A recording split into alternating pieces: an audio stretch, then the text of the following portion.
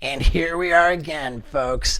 I want to admit something, which is that I proudly displayed on Instagram my plaque from YouTube, which congratulates the Steve-O's Wild Ride podcast for passing 1 million subscribers. Of course, if I'm honest, I already had a second channel which had just over 900,000 subscribers when I changed the name to Steve-O's Wild Ride Podcast. But everybody I ran it by said, hey, a million's a million. So our podcast is a hit. We've taken a couple weeks off. We went every other week, but I think now we're going back to every week. And holy shit, do we have some incredible guests lined up. Wow. I really think that we're going to just keep building steam. But first, let's just get into this. It's one of my dearest friends in comedy, a guy who's a big-time movie star, and just an all-around great dude. So, let's get into it. Ladies and gentlemen, Nick Swardson. Yeah. Do you find that people often want to call you Nick Swardson? Yeah, I've heard everything. I've heard Swardson. I've heard Schwartzman. I've heard fucking dildo scientist. Yeah, I've heard every butchering. I've heard it all, man. So this pad that you're in, it looks like the same pad that you've been in for years. Is that not right? No, this is not the one that you've been to in LA. I'm in Minnesota. Oh, shit. Yeah, I've been here for 2 months. I'm in the basement of a Foot Locker. Nice, dude. I was shopping when all this went down, and they just said, get down. And I'm fucking here. Well, I think you've got a style, dude, and I like it. So, dude, thank you for doing this. Yeah, of course. Love you, dude. You know. Yeah, I love you so much, man. Like, I'm such a fan. And also, dude, you've been a supporter of me doing comedy since the very beginning. Before I even knew I was really doing comedy, you were like, reached out. You were like, man, I hear you're doing comedy, man. If there's anything I can do to help. And that just like meant so much, you know? Yeah, of course, man. I was super proud of you, too. I mean, you came over to my crib and we talked about it, and yeah, you were fucking great, man. It was awesome. I remember you were like, I'm tired of shoving shit up my asshole. Like, I want to do stand-up and fucking... Well, it's funny, dude. I remember it a little bit differently. I remember that when I went over to your house, it was like a condo apartment kind of thing. And I was in despair, dude, because at the time, Knoxville was filming this Bad Grandpa movie.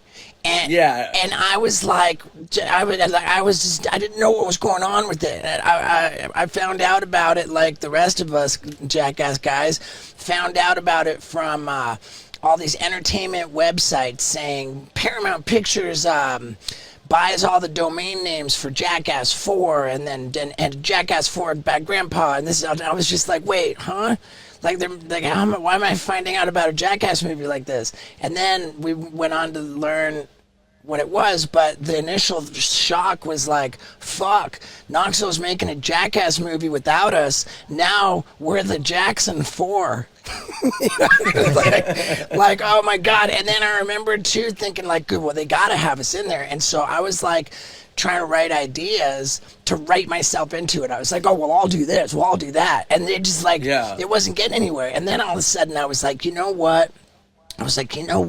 Fuck it, man. All these things that I wrote to try to get into Bad Grandpa are so dope. I'm going to go reach out to Nick Swardson. I'm going to go see if I can meet up with him and say, Nick, dude, I've got all these great cameo ideas. Fucking get me in a movie, dude. I'll shove shit up my butt. I remember one of the ideas was like some kind of a butt chug wheatgrass bicycle machine that would I remember that. It was like I remember that whole conversation. I just wasn't sure if I could say it. Yeah, for sure. So I didn't want to bring up all the Johnny shit and have you be like, bro. It's all good, man. And like, was that the first time you guys had met? No, God, no. We met we met way before that. And Nick is like You gotta explain how you are such a die-hard fan of skateboarding. You just can... Yeah, I grew up a huge fan. I was always awful at it. I was so bad. That's like one of the worst things is when you like worship something and I tried, dude, and it didn't work. But I always, I fucking love skate. All I do is watch skate videos and shit, and I know a ton of skaters. It's fucking great, man. Yeah, you do. I think we met at, among other times, at the Fantasy Factory, the Rob Dyrdek thing. Yeah, I feel like we saw each other there. Yeah. I mean, anything skateboard related, it's like Nick Swardson's in the scene. He's in the picture. My first tattoo I got was with the Plan B guys. Nice, dude. When we were in Hawaii, the Plan B skate team, and a handful of us got tattoos, Sheckler and everything. We just had such a fun time. I mean, skaters are kind of like comics where not many people can do what we do. And so it's like, I don't know, there's some kind of bond there where it's just, and we just don't give a fuck either. Yeah. So dude, fun. You are pretty good at not giving a fuck, it seems. It's yeah, this is one of my tattoos I always loved. Zero fuck. Dude, I love it. One of my favorite Steve-O moments ever is like I would go on fucking benders of alcohol that were just unreal. 2 bottles of vodka a day, just fucking gayonzo. And I would get so crazy. And then one time I was at an after hours and me and some dude got into this thing and we took Sharpies and drew dartboards on our chest. And then we used metal darts and played fucking darts on each other's chest. And there's blood, just fucking buttons of blood all over the place. It's so gross. And I texted Steve-O, and I go, dude, I just fucking played metal darts on my chest and sent him a picture. And he goes, I'm so proud of you. Hell yeah. Did you do anything did you have any face protection in case a dart went No. Oh, no, that's good. Nice. Did you guys ever drink together? No, that's good. We did not drink together because I was sober when we first met. Okay. Yeah, you were sober by the time we met, and I was like back and forth. I would go through. Yeah, and I remember too because I was just starting to like go to the LA comedy clubs regularly. I was just getting into it. I had no idea that this was gonna be like a new career. But as soon as I started going to the comedy clubs, it was actually a friend of mine said, "Hey, I know Nick Swardson," and he said, "Please pass his number on to you because he wants to be there to help you out with your comedy." Super cool. And I was just like, what the fuck, dude? How dope is that? And super killer. Yeah, it's hard as shit, and it's fucking a crazy time now. So how is your calendar affected by all this? Well, dude, I mean... What calendar? Dude, this is... I don't want to tell the same stories over and over, but fucking... I've been doing this comedy club grind for just about exactly 10 years. I did my first comedy club, special engagement was at the fucking Off the Hook Comedy Club in Marco Island, Florida. And that was November of 2010. So, just about 10 years. And dude, the comedy club grind, for people who don't know, it's like dinner theater. So they get people in, they make them buy fucking 2 drinks, 2 fucking items on the menu, watch the show, which is kind of distracting because there's waiters going all around, dropping checks, serving, while the show's going on. It's a fucking nightmare. Well, that club that you're talking about isn't technically a club. It's a fucking seafood restaurant. Right, for sure. It's a great club. It's some of these places, they just have a comedy thing there. Right. This place, it works, so I've done it. It's super fun. But it is a fucking restaurant. So you're trying to talk about diarrhea while someone's eating shrimp scampi. And you're just sitting there going 100%. So it's fucking insane. And the thing about it is that their model in there is they eat dinner, they watch the show, they get the fuck out, and they're replaced. And so you got to do the whole thing twice, every time. So, and on top of that, you got to do it on Thursday. You got to do it on Friday. You got to do it on Saturday. You got to do it on Sunday. I mean, dude, for years I did this Thursday through Sunday, 6 shows per weekend, and it was just fuck.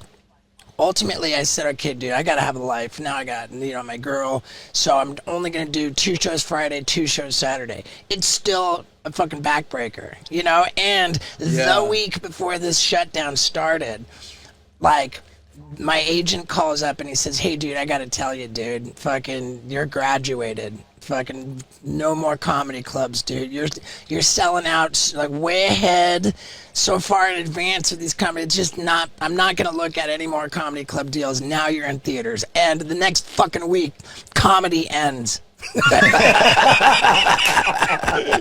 You fucking asshole! You did it. I know, but the thing is, Steve-O, you did it, dude. But I mean, God. so that's how it affected me, dude. Like I was just fucking there, and Yeah, that's rough, dude. nobody wants us to really draw a lot of attention to it, but like it's common knowledge that Paramount Pictures greenlit actual Jackass 4 with the whole Jackson 5. Of course, minus Ryan Dunn. So it's the Jackson 8, the Jackass 8. We just started shooting that, and then that got shut down. I was on the set of fucking Jackass 4 when I got the call from my agent. You graduated from theaters, and now all of it went away. Holy shit! And I say it went away. I mean, who knows? But dude, I saw that fucking AMC Theaters is like maybe gonna declare bankruptcy. Like, yeah. So we're gonna not have fucking movie theaters anymore? Kind of sucks when you just got a movie deal. Yeah, that's fucking brutal. Thank God they pulled that plug on Jackass 4 because you guys are so worried about germs and touching each other. Yeah, no shit. God. But if there's one movie that can survive this fucking thing, it's the guys jizzing and bleeding in each other's eyes. Right. God. I know. I was a little bit surprised when we became part of the shutdown. But in any case, like, I mean, whatever, dude. Well, first of all, congratulations on the theaters. That's a fucking huge deal, dude. I will never forget when I had the same conversation with my agent, and it's so awesome, dude. It's one of the coolest feelings ever. Well, thank you. Really great. Thank you. Congrats, bud. Thank you so much, dude. We were fucking fighting for that for so long because, like, what even we didn't understand. And when I say we, sorry, this is my co-host, Scott Randolph. He's also my tour manager, my producer of everything. Should have done that sooner. I mean, fuck, dude. The leap. It's like comedy clubs end here and theaters start way. There's such a gap in between. You got to jump so far to make the leap from comedy clubs to theaters, just because the business of it is so fucking weird. But yeah, thank you, man. Thank you. And I don't really fucking care. I was going to sleep last night. I told you before we started. You see, Nick says, "How are you?" I'm irritable. I'm grumpy. I'm tired, and just being a bitch. But as I explained. I made this video yesterday, and it's the most humiliating fucking video that I've ever made. It's called 6 Things I Am Totally Humiliated to Admit, right? And I just loaded it up with the most embarrassing shit, and it's just awful, but it's the most entertaining fucking thing, and I couldn't sleep because I'm all excited about it. I'm like just so fucking jazzed, excited about this video. I was up till 5 in the morning just rolling back and forth. I'm all excited, and I was thinking as I went to bed, here we are on, like, if not the brink, we're actually in a Great Depression, like the fucking world just collapsing around us, and my livelihood, like, I was just about right fucking there, and everything was taking off. Everything was coming together. I was about to have the biggest heyday of my fucking career, and it just kind of went away, and I was just laying in bed thinking, I really don't fucking care, because you know what? I can, whether there's an economy or not, whether there's a fucking AMC movie theaters or not, whether people can go to I can make fucking videos and be this excited, and I don't even fucking care about money. I don't care about anything except look at me, and watch my fucking videos, and I can still do that. Yeah. Right. That's awesome. Yes, and that's a good way. That's a good way to look at it, and at least like. You don't have one of those murder hornets on your penis. Not yet. Not yet. Oh, dude, that's gonna be video number 2. Dude, I can't. I can give away my own ideas, but I should not be giving. It's my fucking idea.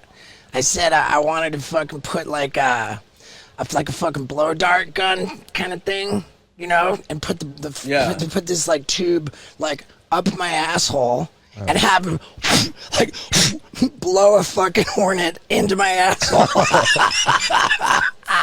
Oh my god. When did you come up with this? I mean, dude, Not a fucking murder.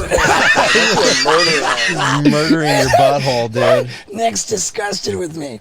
I mean, I don't know, dude. I think that would be the idea. I mean, I saw a guy get stung with one of those, and he fucking like collapsed. He was just like, I can't handle this. Dude, I saw a guy that Holy said, shit! You got a guy got stung with one of those murder. I guess he hornets? has a YouTube channel where he fucking goes around and gets stung by different bees, and like he said, he took it out, put it on his arm, and just immediately swolled up like a baseball. I mean, I don't know. I heard that murder hornet's not even that fucking bad, dude. Like Yeah, a but bullet for your ant butthole. inside your butthole, dude. Jesus. That's Anything is bad inside. I don't think any bite of any kind is like great in your butthole. right. No, I get it, dude. It feels like a really sensitive area from what I've experienced Right. with all the things I've eaten. I get it, dude. My concern is not about if it's sensitive or if it's gonna be awful, but it's that the coverage, dude. Like you're not gonna be able to see the hornet enter the asshole because it's in this tube, which is in your asshole. So it's kind of like watching nothing happen, dude. Like, where's the footage? How do you cover this event? You can just have. Here's what you do. You get a beehive and put a clear tube in the beehive, and then it goes into your asshole. Watch him walk slowly into your fucking butthole. Yeah, Right. and then you just watch the party start.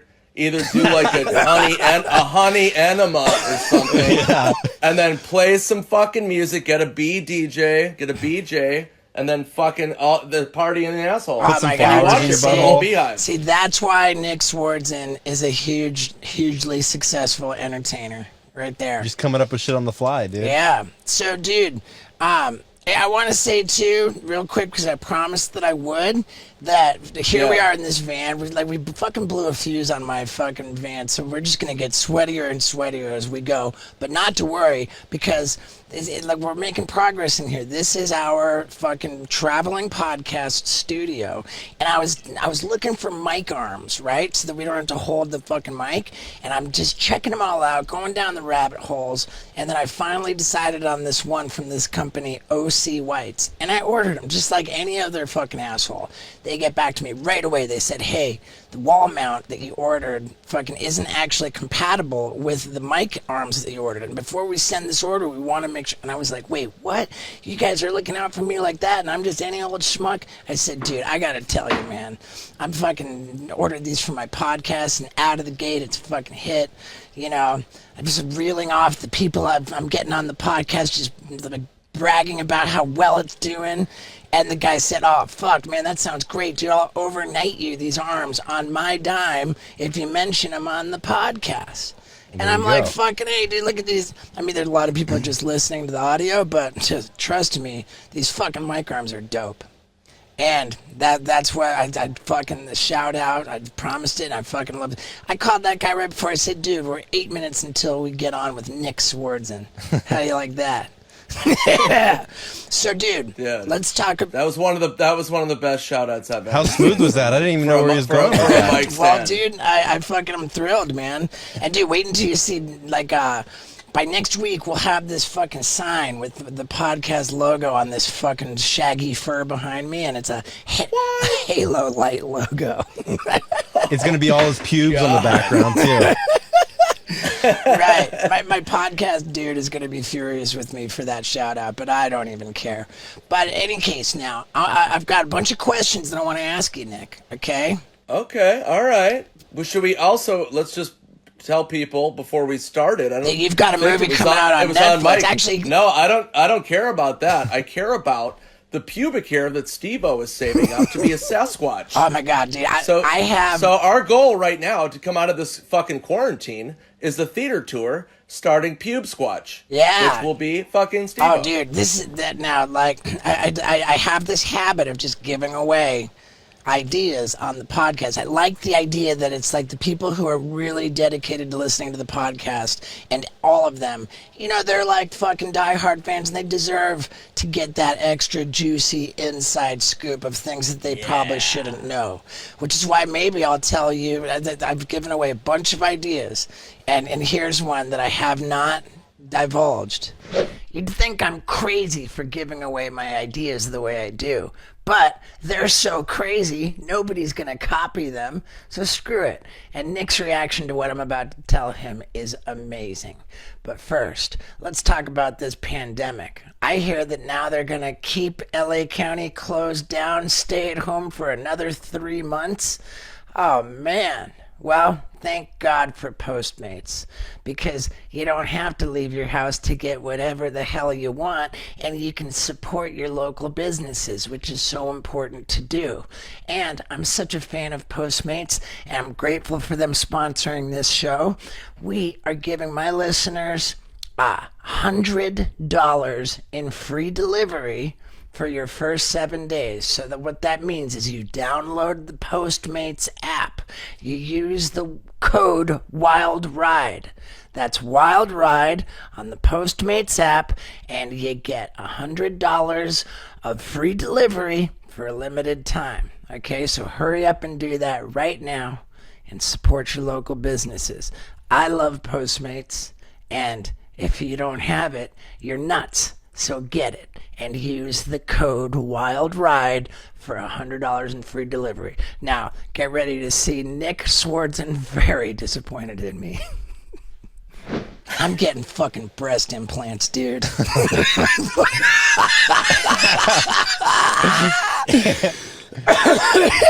Oh man, the people only listening, if only they could see the disgust on Nick Swardson's face. What size? It's never discussed. It's never discussed. It's more just pondering. Yeah, what size? What size you think what you want color? to get? What color? What color? Well, here's the thing. It's not that I want to permanently disfigure my body, okay? It's that I need to have this experience. I need to know what it's like. And more importantly, the experiment is to determine how soon or not I have to fucking get rid of them. Can I handle it? Can I make it a year? Do I say like it's going to be 1 fucking year with real sweet titties and Right. and I gotta big I gotta make it for that year. Like maybe it's a bet. I gotta make it for a year because I heard about a guy, and I don't know if this story is true, but I heard about a guy who did it on a bet for 1 year, and then at the end of that 1 year, he wasn't willing to part with them. He kept them. I don't know if that's true. It's probably not. But I don't know. I mean, why would that not be true? I mean, if you had tits for a fucking year, yeah, you would have some kind of attachment. like attachment to it. You can jerk off and kinda feel be your own like- tits at the same time. Yeah, you come on your own tits. Save Right. money. I don't know. I mean, this, and I'm gonna fucking, I'm gonna get a dick. Like I'm gonna have a baseball tied to a string, which is attached to wax on my eyebrow, get whacked so that the fucking baseball goes flying and pulls off the eyebrow, and then in its place, I'm gonna have a gigantic eyebrow-shaped dick tattooed where, like, in the place of the eyebrow, and the dick is going to be shooting out cum, which will land on my fucking perfect teardrops, but they're going to be cum drops coming out of the corner of my eye. And that's also an experiment to see. I mean, how long do I last with it? Do I go racing immediately to the fucking tattoo laser removal, or do I, like, fucking, when the eyebrow grows back, do I shave it off and keep it shaved to keep it on display because I'm so proud? I don't know what the experience is going to be. I have to find out. or do you run for mayor? Right, but Or do you make it a bold choice? right, but without So the hair's gonna be gone, or it's gonna grow back, and you have a hairy penis. a hairy penis. I never even thought of that.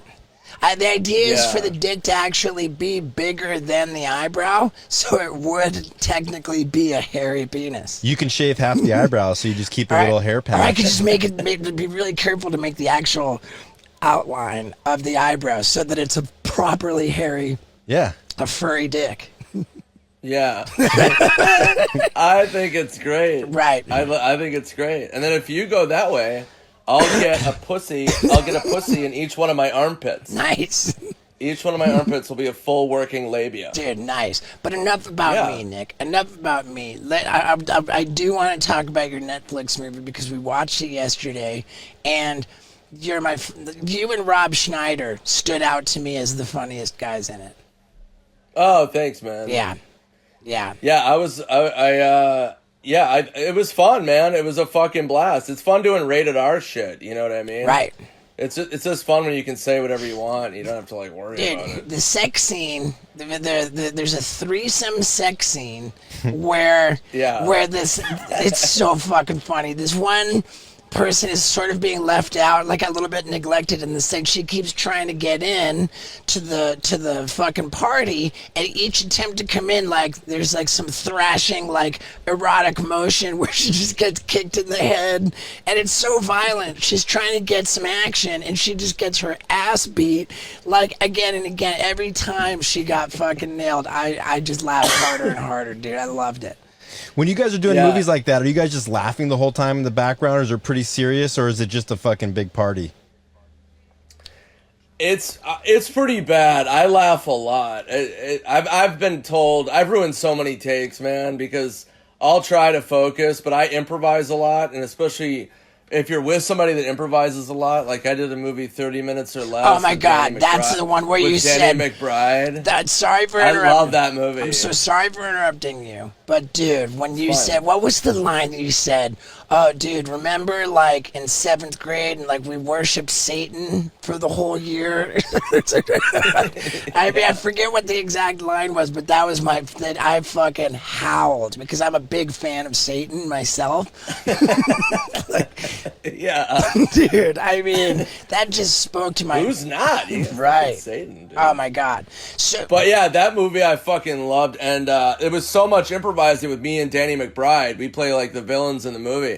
And so if you're with somebody you don't know what they're gonna say, I just start laughing. Dude, he's genius. I always just like trying to make the other person laugh. Yeah. Like Reno 911 was all improvised, so we were fucking cracking up nonstop. Our whole goal was to make the other person laugh and do the weirdest shit you could, or say the weirdest shit you could. So I'm always bad at breaking up and laughing. Dude, I love it, man. And that's like the rule on Saturday Night Live, is that it's like super not cool to fucking break character and crack up, right? Like that's like a party. Yeah. It's considered a party foul. Well, yeah, but it's like, dude, that's live. Right. I mean, a fucking movie, they can go, cut, all right, we gotta do that again. You know, when you're live, I mean, the funniest is the people that have dropped F-bombs and shit on Saturday Night Live. Yeah. That, I think it's the rule now, but it was back in the day. If you said fuck, you were immediately fired. Oh, okay. Like, there was no way around it. If you said fuck on the air, you were fired. They fired a couple people, and even if it's on accident, I mean, every time I do a talk show or something, I say fuck so much that I'm always like, oh, I'm gonna fucking say something. Yeah. You know, I'm gonna slip up. And it's like, I assume that you probably get asked this all the time, but like, you were never a Saturday Night Live cast member, right? No. Right. Yet you're a part of this like modern age rat pack of Saturday Night Live alum, like Adam Sandler's crew with fucking David Spade, Rob Schneider, Adam Sandler, and like, how do you get into that pack? Like, you're in all their movies. It's fucking epic. I know. It's so bizarre. It's so random. I mean, the cool thing was, and what kind of helped me, is that I grew up watching those dudes. So my high school was watching Saturday Night Live back then, because it was Sandler, Farley, Spade, Schneider, everybody, Phil Hartman, Chris Rock, fucking all those dudes. Wait, Chris Rock? So was Saturday Night Live? Mm-hmm. Fuck. Yeah, Rock was on SNL for years. Talk about fucking meteoric rise, dude. I don't even remember him being on Saturday Night Live. Oh, dude, when you look at like the cast back then, it was insane. Yeah. But I just grew up on that sensibility. So like Happy Gilmore and Billy Madison, Tommy Boy. So when I started hanging out with those guys and I met them, I already had, like, their mindset was already like ingrained in me, you know what I mean? So Right. it wasn't hard to write jokes for them because I knew their voice. I knew what they could pull off and what was their sensibility. You say So it wasn't hard to write it jokes worked. for them, so did you start working for them as a writer? They gave me the script for Grandma's Boy. Adam Sandler did, and he goes, "We have this movie. It's a PG-13 romantic comedy. We want it to not be that." So they go, "If you can just write whatever the fuck you want, make it crazy, rated R." Speaking of writing crazy ass shit, did you know that I'm a New York Times bestseller? My book, Professional Idiot, is nuts. And every copy at stevo.com is autographed, plus every autograph looks just like a penis. Yeah, I'm very careful to make that the case. And this book is insane, all right? I'm going to just start with page 1, okay? It says, it was March 1996, and I was in jail. The Orange County Correctional Facility in Orlando, to be exact. A couple months earlier, I'd gotten my second DUI in less than a year. I was pulled over for swerving badly while making an illegal U-turn through a red light. I tried to tell the officer I wasn't drunk, just tired. The arrest report actually reads, defendant declined roadside sobriety tests, stating he'd prefer to take a nap. And I have the actual arrest report. I'm telling you, I don't waste anybody's time with this book. It's nuts. And that's why it's a New York Times bestseller. And I'm so proud of it for being like a rise and fall redemption story of addiction, that it's meaningful for me to get it out there. And that's why I sign every single copy. And it's loaded with shocking felony arrests and fucked up drug abuse and perverted groupie sex. I mean, it's really a story of sex, drugs, and rock and roll, because that's all I ever wanted. And then it turned out to be kind of an inspiring redemption story. In any case, go to stevo.com and get yourself an autographed copy. Yeah. Fuck yeah. All right, cool. Let's get back to it. And you could write yourself in the movie, and I'm like, okay. So I'd already written the movie Malibu's Most Wanted, so I knew how to write a movie. Genius. So then I fucking wrote Grandma's Boy, a draft of it, and they were like, yeah, holy shit, we love this. Wow. And then I wrote Benchwarmers with Sandler for Spade and Schneider and writing for those guys. And then I started writing for Sandler, and then I would help Adam write his talk show jokes and all that shit. So I just started writing for anybody who wanted it out of those guys. They were like, hey, do you have anything for me? Epic. Let me let Scott jump in there because he is such a fan of Grandma's Boy. It's all I could talk about yesterday. No, who wrote the joke, please sit on my face, or the Charlie Chaplin gave me a hand job, or what you wrote? So fucking funny, dude. So dope, dude. I created the whole robot guy and wrote all of his dialogue. And that was one thing where I got thrown off the set because I was laughing every fucking time the guy spoke. That guy's good. And did the robot voice. And every single time, I could not hold it because it would crush me, dude. Anytime he'd be like, sit on my face, Yeah. you. Just eating the Robot sushi. shit. Yeah. Did you write those jokes just for him, or like? I created the character, and then we had to audition all these people, and nobody really understood. They kind of did, but it was really tricky because I was like, no, he is a real guy, but he just zaps off into robot world and then comes back. So it's almost like a nervous tick. So it was hard for people to kind of grasp it. And we had looked at a lot of actors. Then finally that guy was recommended. Joel David Moore was recommended by somebody. They were like, you got to see this dude. And he was almost too old for the part. But he was the only guy that really, really got it. And then also got the part of being dramatic where there's a scene where he's like crying and breaking down and stuff like that. So he's a great actor. So he was able to do everything. Yeah, and the same with like Kevin Nealon's character. Did you write all that too? Yeah, Neil, that was all. Dude. Yeah, Unbelievable. Tailor made for. Dude, yeah, I Mr. worship Cheadle. Kevin Nealon, dude. He's He's so the best. He's the fucking fucking funniest. He's just unbelievable. Him and Norm Macdonald are two like old school SNL dudes that are like so funny, man. I remember at one of the roasts when they were trying to roast Norm Macdonald, he just kept reading a paper and would like look up and be like, whatever, and just go back to read it. I thought that was nobody got him. Dude, it's all about Kevin Nealon for me, dude. But okay, so you yeah, just Nealon's brilliant. He's fucking great. He's such a nice dude. You've done shows with him, for right? For sure. Now, have you done his Laugh Factory show? Like the new one? material Yeah, the I got a huge bit out of it. It was yeah, like I did. It's great. I did a set, and then he asked me questions, and I got a fucking huge bit out of it, dude. I was stoked. But dude, I just like really, I thought that my big question for you, or one of them anyway, was gonna be, what's been more lucrative for you, stand-up comedy or acting? But now, after you've just reeled off all of this writing that you've done, I'm starting to think that it's actually writing that's the, like of the three, how does it break down? You don't have to give me numbers, but I just want percentages. And numbers. What is the percentage of $1 trillion? No, I would say probably stand-up, because stand-up, that's the great thing about stand-up, and that's why you were smart, because it's like, not only, you have so many stories to tell, and you have such a great fan base, and it's such a unique thing, and like, stand-up is always there, except for right now. So, right. This is the only time where all the comedians I've talked to were like, oh, we always thought we would have stand-up, and now this is fucking shit.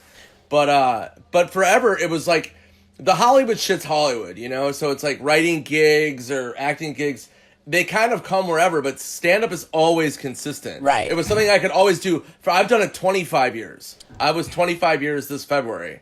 So that's something I've done from start to finish, rain or shine. Sure. Where Hollywood, you just don't know what your next movie is. You don't know what your next project is. So, obviously it pays good money, but stand-up is something that, I can always do. I can quit Hollywood anytime and just have my fans and my brain. Well, right. I mean, dude, fuck around, you kill it in stand-up, and if I'm right, because stand-up will burn you out, dude. I mean, it's a pretty it'll burn you out. It's baby. a pretty It definitely gnarly grind. breaks. And if I'm correct, I feel like you've kind of like hit stand-up really hard, but then like you'll back off. You'll do it like here and there, like like is it sort of how busy you are in movies, like will sort of dictate how much time you break off for stand-up?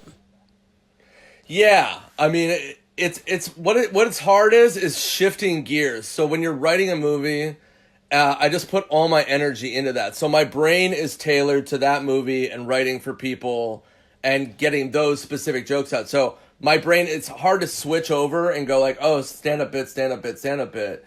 And the hardest part, I had a sketch show on Comedy Central called Nick Swardson's Pretend Time.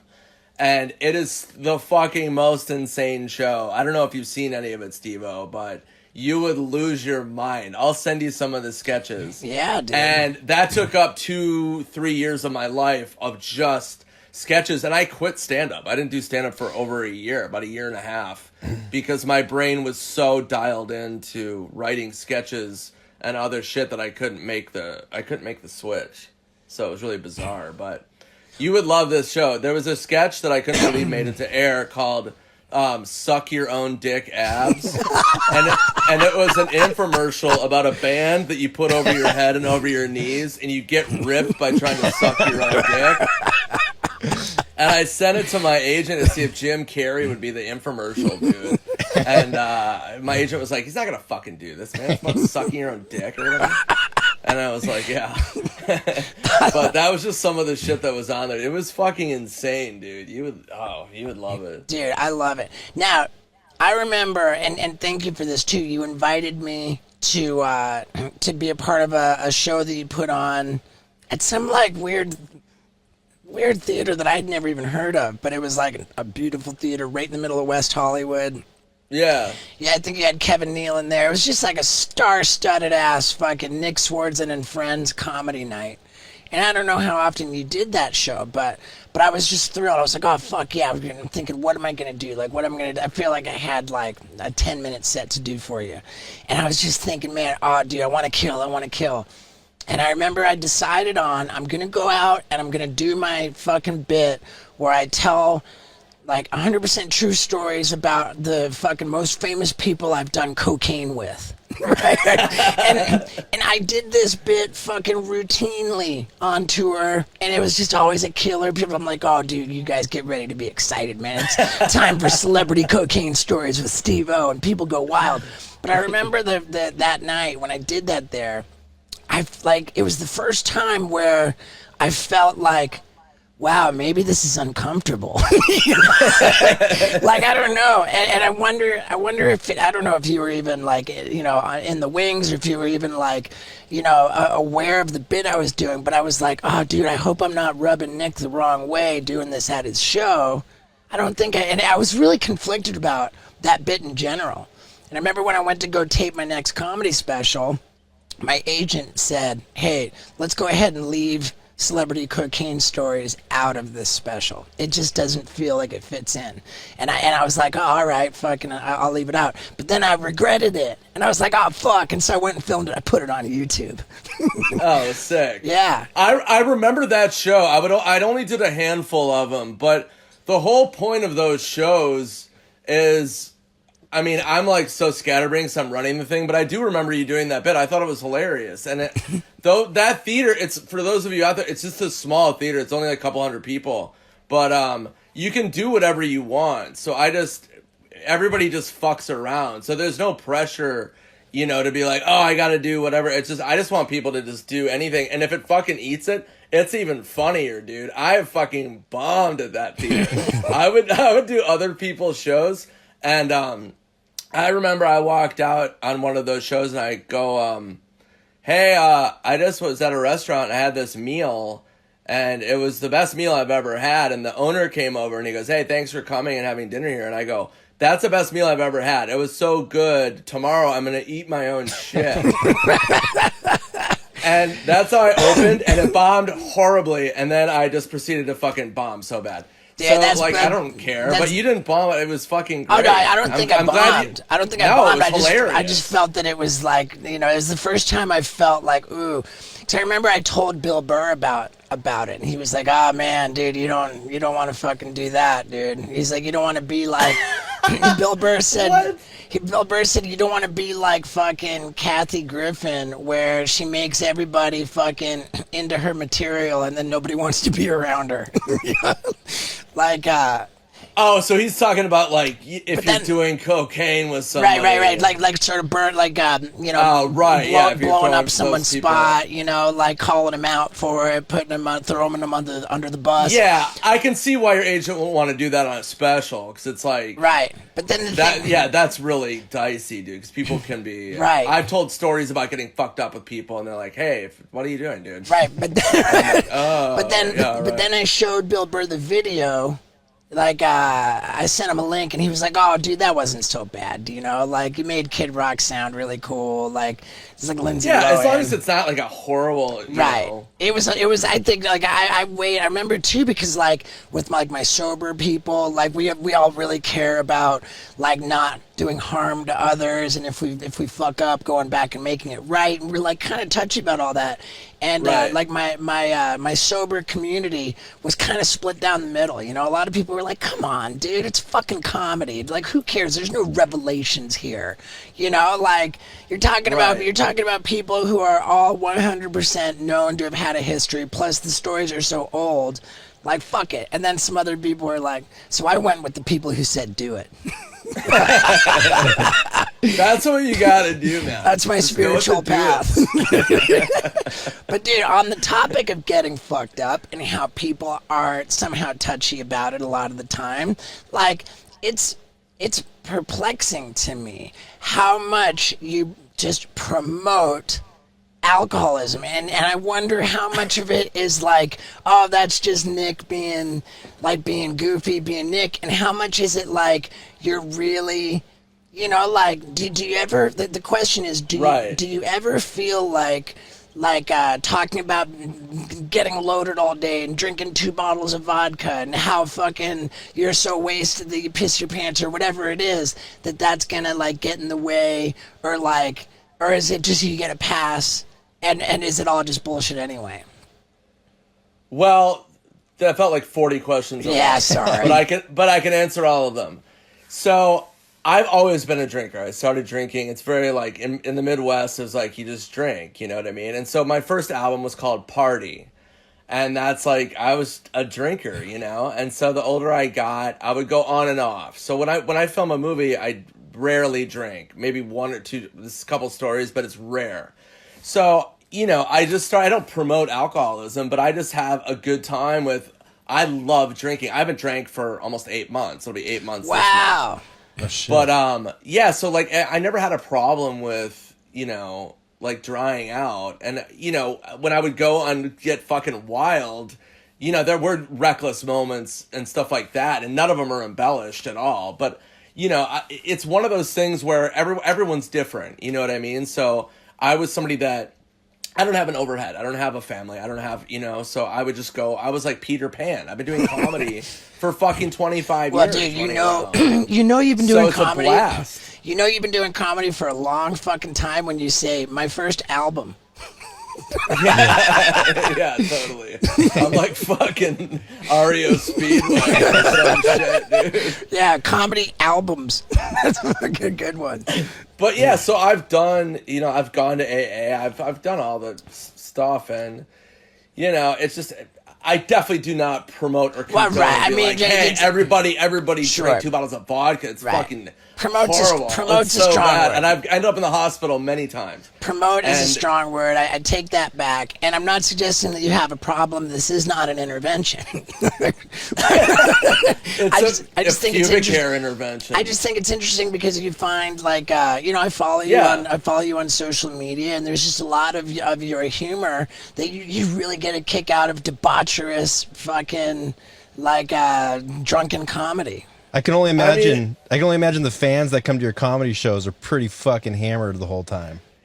Yeah, people get blasted, dude. I mean, you know, I've spent so many years just going out, and the drinking culture. I mean, I've had a blast, dude. I've had so much fun. It's, you know, it's hard to promote it. And I'm not promoting, but you know, there are, you know, moments of just doing a gig and then just fucking kicking it and like, you know, Florida, being in Orlando and just drinking for 2 weeks straight. It's fucking great. Hey, dude, I'll go home to Minnesota and just go to baseball games and get hammered. I mean, you know, For it's sure. fun shit. You're talking to two sober alcoholics who have nothing but love for the glory days. I mean, we did when it worked, it was fucking great, and we loved it. Yeah, no, you know, but you know, it's times that you know I've had. So, And dude, you look know. fucking fantastic. thanks, man. I mean, you really do. I know. I look like shit in the movie, but You definitely had some more weight on you in the movie. Yeah, I was coming off a show where I was a little thick, and I was just like, I'm not gonna train for this part of an office worker. Well, So dude, I was mean, like, it was noticeable, and right now you look fucking awesome, dude. I remember when we went out to lunch one day, and you said, dude, I fucking stopped eating dairy, and all of a sudden I just feel so much better, dude. I fucking, like, my skin's so much better, and I never want to touch dairy again. And have you stuck with that? Yeah, I've been at dairy in over a decade. Yeah, how about that? Yeah, that was huge, man. That's like a real game changer in terms of, I've worked on my diet for a long time. I mean, obviously everybody falls off with their diet, but I mean, for the most part, I went in sick to some random juice bar in LA. Earth Bar. Yeah, we went there together. Yeah, we've been there together. And the dude that was working there was like, hey, man. He's like a white dude, dreadlocks. He's like, hey, man. Hey, why are you always sick, man? And I'm like, yeah, I'm fucking just get sick. And he goes, no, it's not right, man. And he got all serious. It's not right, man. And I'm like, all right, dude, chill. And he's like, do you eat a lot of dairy? And I'm like, yeah. And he goes, fucking cut that out, man. It's poison. And I'm like, and I go, what are you talking about? And he goes, try it for 2 weeks, man. Try it for 2 weeks. And I was like, all right. And so I did. And immediately he goes, he said, watch, 2 weeks cold turkey. I slept better. I had more energy. And then it's been 10 years. I never get sick ever. everything is better. And I went back to this little fucking stoner dude. And I'm like, you changed my life. And he was like, fuck yeah, man. He goes, you got any fucking coke? And I was like, oh no, chill, dude. He's like the character in Grandma's Boy that David Spade played.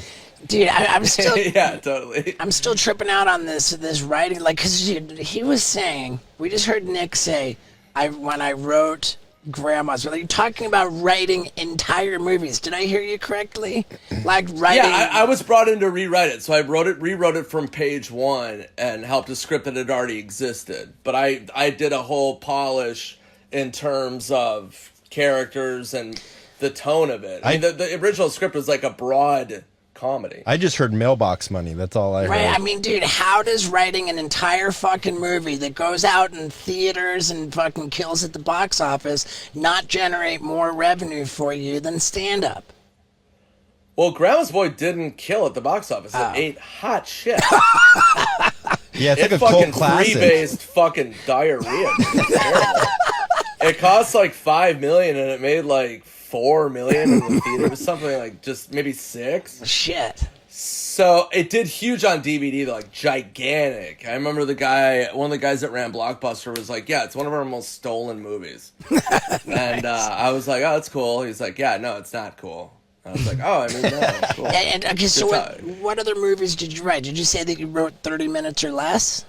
No, So the first one I did was Malibu's Most Wanted. I wrote that original script. Okay. It was a movie called Suckers, and it was me and Jamie Kennedy as like a Dumb and Dumber, and then Warner Brothers bought it, retooled it for Jamie, and became Malibu's Most Wanted. But I wrote the original script, and then Grandma's Boy, and then co-wrote Benchwarmers, and then I was a writer on Chuck and Larry, but wasn't credited. I just did like Punch Up.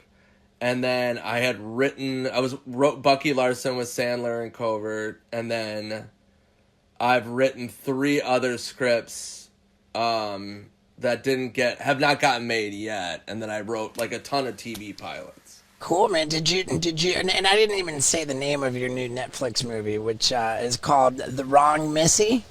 Yeah, The Wrong Missy. The Wrong Missy. And it comes out when? The 14th? Well, this comes out 13th. the 14th, and it came out yesterday. It came out yesterday.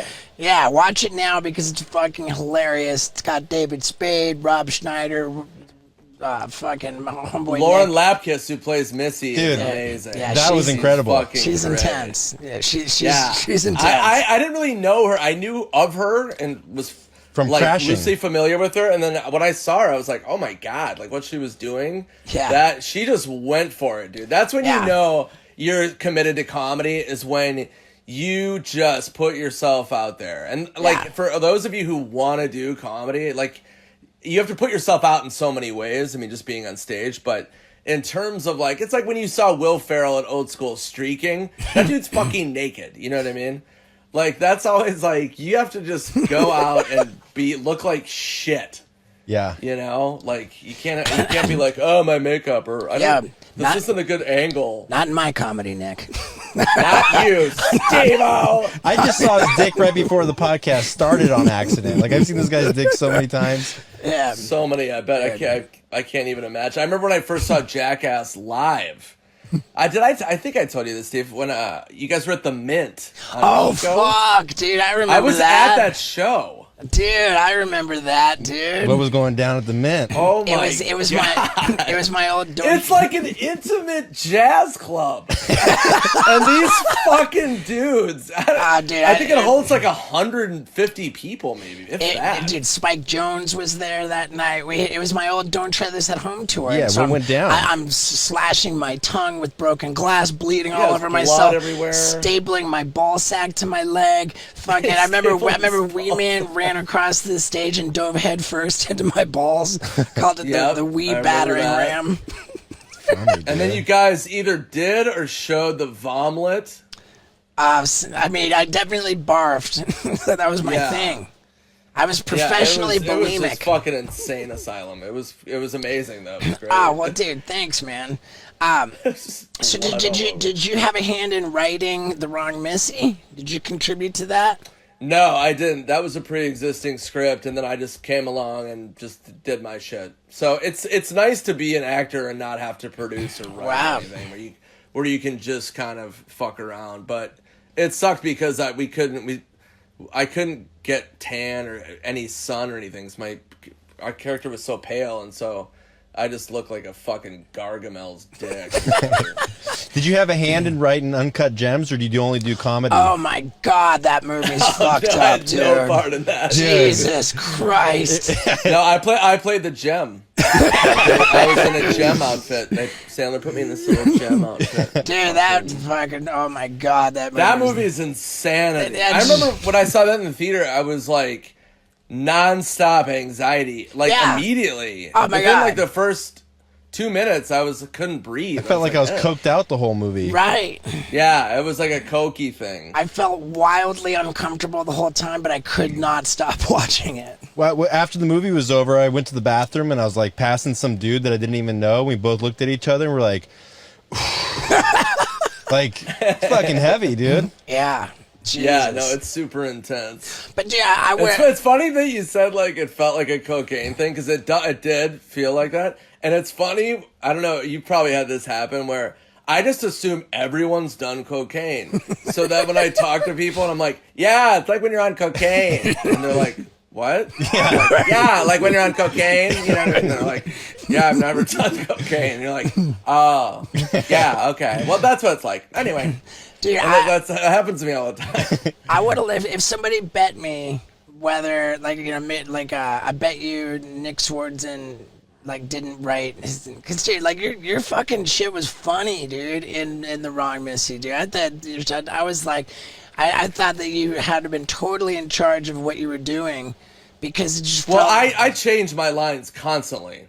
Right, I'm always changing my lines. I don't even know the last time I've done anything that was hard to the script verbatim. I would say Blades of Glory was probably one of the only ones where I did the actual lines verbatim. Well, that one was in good shape. I mean, it seems like you'd be the best writer for yourself, right? Like, you don't want anybody else writing for you.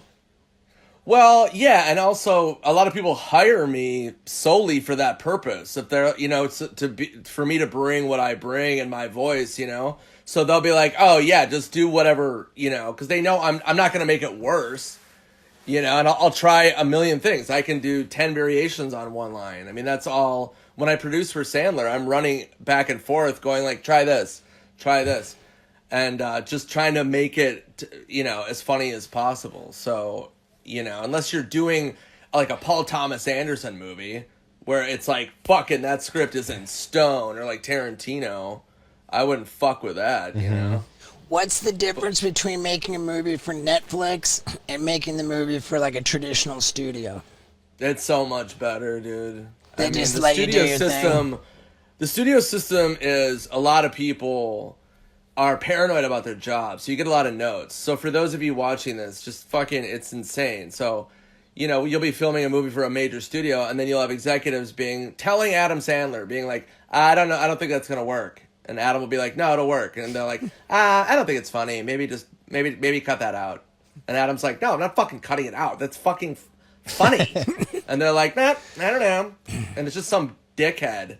And it's so like that type of shit. So Netflix, they'll show up and they don't have to worry about an opening weekend. So when you have a studio movie, you have to, if the movie doesn't open big and it bombs, like, you're fucked. So with Netflix, there's no pressure of that because it's already there. So they're just chill. They're like, oh yeah, that's funny. Anyway, do you guys want popcorn? We have popcorn. And like, they just kick it. Everyone there is cool as shit. So there's no pressure on anybody, and that's like the best. And that's what, you know, it's such a relief for Adam to not have to fucking deal with that, you know? What island were you on when you filmed the movie? Fantasy Island.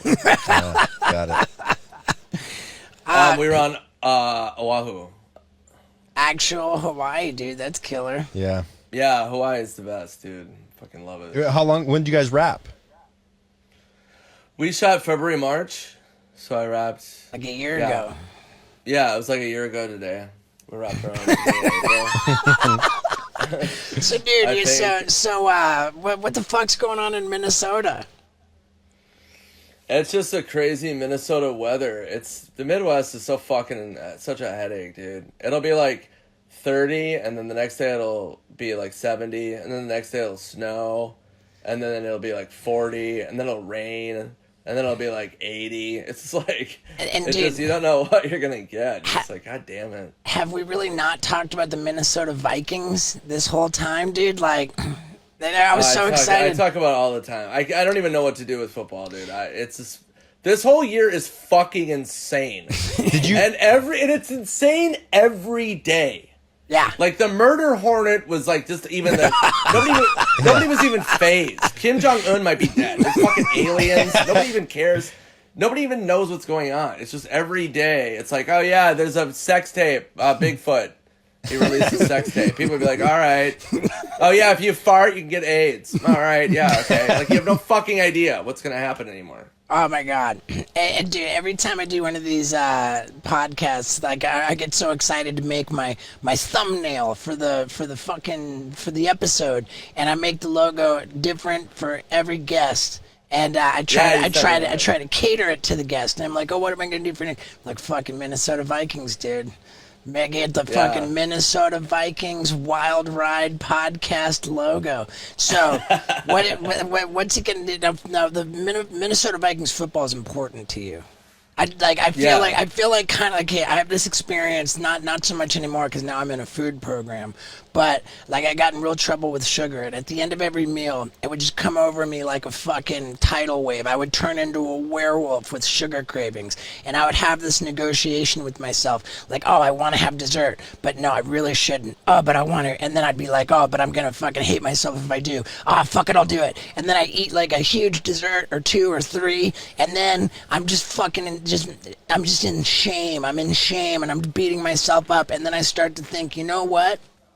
I don't even think it's about the dessert. I think that there's some kind of perverse reward or pleasure that I'm seeking in an opportunity to beat myself up. Like, it's actually the shame that I'm addicted to. And I bring that up because I feel like you're addicted to the disappointment of the loss. Like, you seem to be so engaged when the I gotta go. Right? I mean, like it hurts you so deeply when the Vikings lose. I wonder, like, is it like, is your love of football no? Like The answer is no. Steve. I'm not addicted to losing. Nobody's addicted. I don't want to lose secretly in the back of my fucking mind. I'm not looking at a football game like a cake, like a taste, like losing is a tasty reward that's gonna fill and jizz cream in my mouth. No, that's not how it works. That's fantastic. I'm addicted to football, but I want to win. Like, I want to win bad. Like, I want to win so bad, and I'm so obsessed with it that my sister, on her second marriage, she picked a date that was September 18th, I believe, and it was a Vikings-Packers game, and I skipped her wedding and went to the game because I said she's going to get a divorce, but the Vikings are going to win. And she got a divorce 2 months later, and the Vikings won. Epic. So what's it going to do? What's it going to do to you if the Vikings are playing in an empty stadium?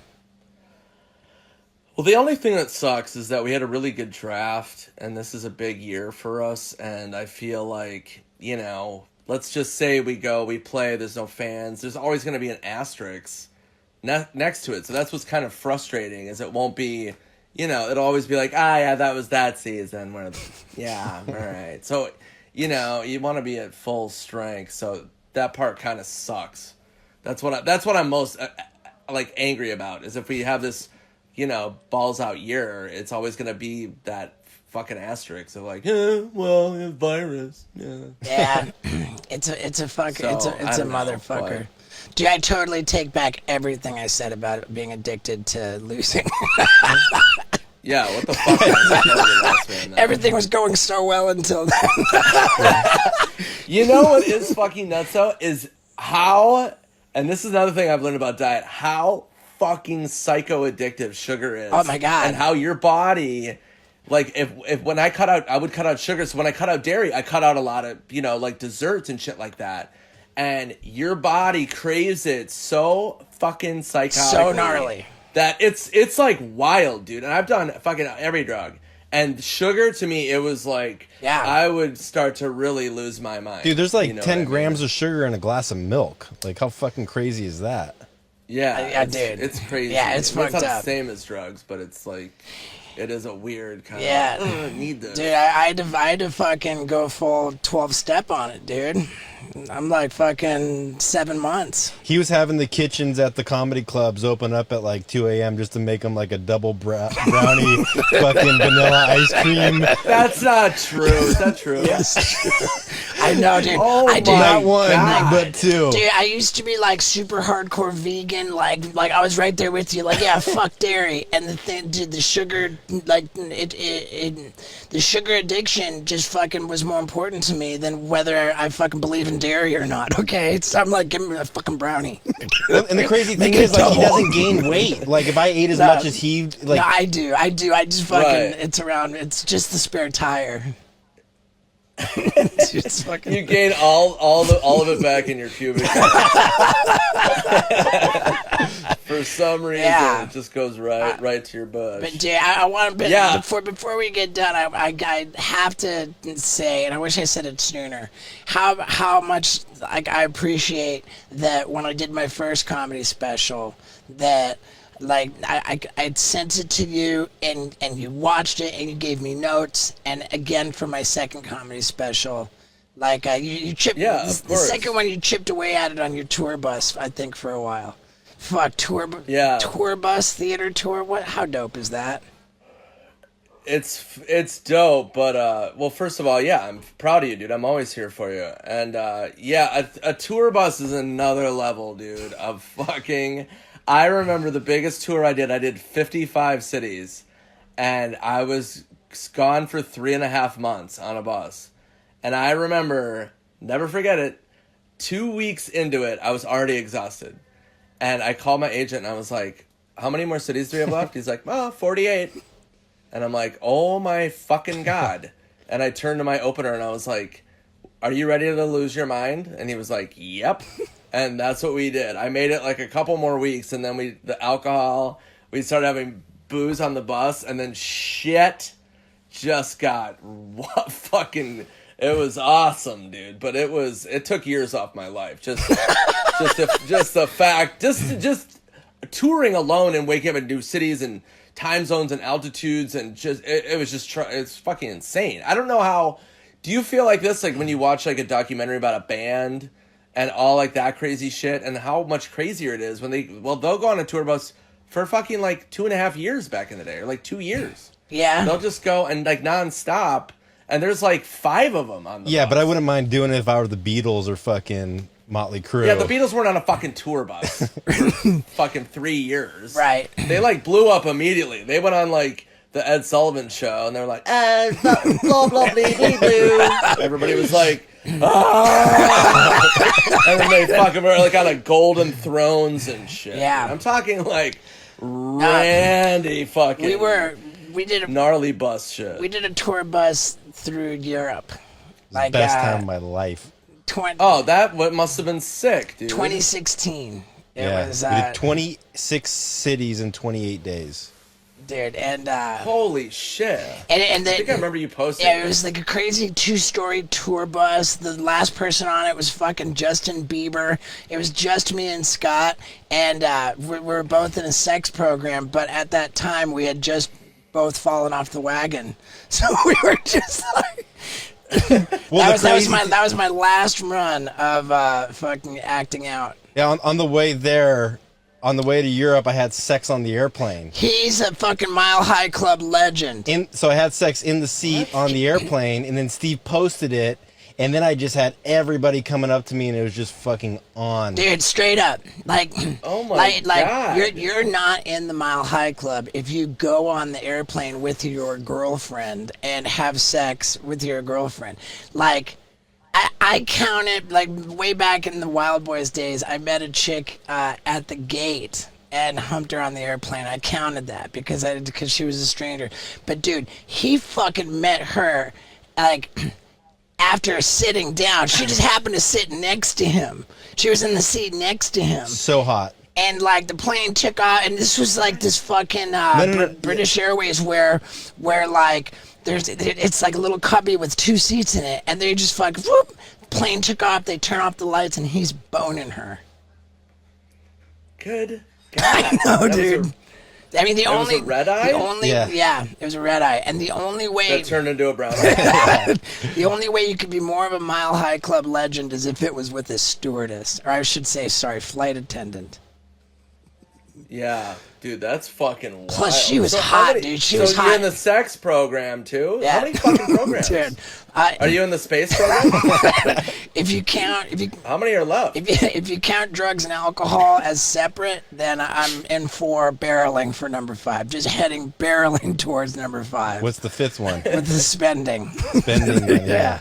Spending. I soothe by fucking buying shit, dude. I'm an Amazon. What's all you have left? It's fucking, dude, Amazon Anonymous. Every day is fucking Christmas at my house, dude. Fucking It's bad, dude. Do you get this thing? When I started buying shit online or like on apps and stuff.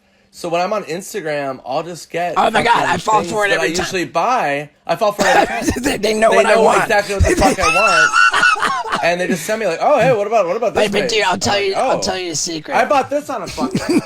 Dude.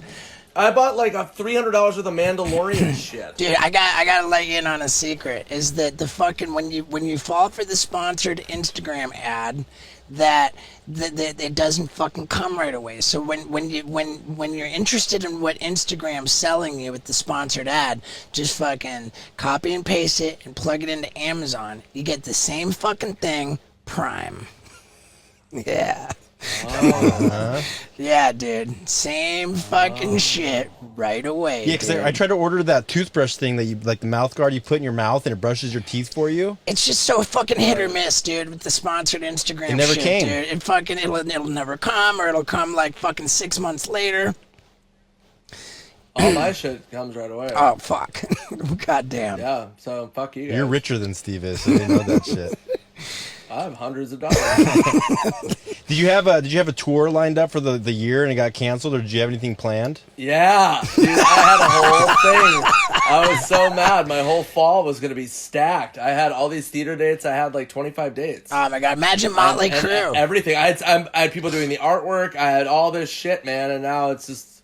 So what I might do is I might record a special in Minnesota at some of my home clubs, splice it together, and just sell it on my website, and then like retire. I don't think I have another special in me after You've this. said that as long as I've known you, dude. You've said as long as I've known you, you've said, dude, I don't think I have another special in me. How many you got now? It's fucking hard. I have 5. Uh-huh. It's fucking hard though to like. Once you like burn a special, you always think it's the end. Oh, dude, it's. I had this conversation with Demi Lovato about how fucking musicians, they go on tour. All anybody wants to hear is the hits. Don't bother us with new shit. But with comedy, it's the exact same fucking opposite. It's the opposite. Like, fucking what do you got? worse. What do you got? You fucking, what, you gonna tell me the same shit, dude? Come on, give me something new. It's like this is. I know. I was always jealous of musicians because of that. They always fucking hate it. I'm like, you're so lucky. Dude. I'm like, to write a banger joke, like a really good, like, even just coming up with like a really strong closer, which is your final bit. I mean, to come up with a banger, dude, it's fucking hard, man. Well, I remember when we did that show in Hollywood where I was doing the cocaine stories, and you came out on stage, you said, guys, I just want you to know I'm fucking just trying out some new material, so I'm totally gonna fucking, it's gonna suck a dick, it's gonna bomb. And it was the most fucking genius shit, dude. So, power to you for your humility. But your shit rules, Thanks, dude. bud. Your shit rules, dude, and I love you, man. I love you too, Steve. Yeah, you can call me any fucking time. I'll fucking eat a birthday cake with you. We'll just order like fucking 5 wedding cakes and just melt down. We'll just go. That's our last resort. Yeah, Scott can fuck the cake up before we do it. It'll be fucking great. Dude, I love it, man. I don't think we really need to keep you any longer, dude. I just love you, dude. I enjoyed your movie watching on Netflix. It's called The Wrong Missy. Fucking, Thanks, man. you know, like pray for the football gods to fucking to smile on the Minnesota Vikings. You know, don't fuck with dairy. Is that the thumbnail right there you just You did? know, I don't know. I don't know. But Yeah, dude. I know, and the comedy gods too. Let's get back to making people laugh, dude. Yeah, dude, for sure. Let's get back to fucking shoving things up our ass and fucking making people laugh. Yeah, and dude, let me know when you're back in LA and fucking, you know, let's tie our dicks together, dude. Done. Let's do it. I'll save my pubes. All right, dude. Love you, bro. I love you too. Later, Bye, dude. Scott. Good to see you. Yeah, good to dude. see you. Hell yeah. Later. You. Party. All right, I got something else to admit. Okay, when we recorded this with Nick, we asked him to use his phone with a voice memo recording so we could get better audio from his end. And then after that, we asked him to send over the voice memo, but he had a lot of trouble figuring out how to send this larger file, and it was probably the most annoying thing that I've put him through for, I don't know, ever.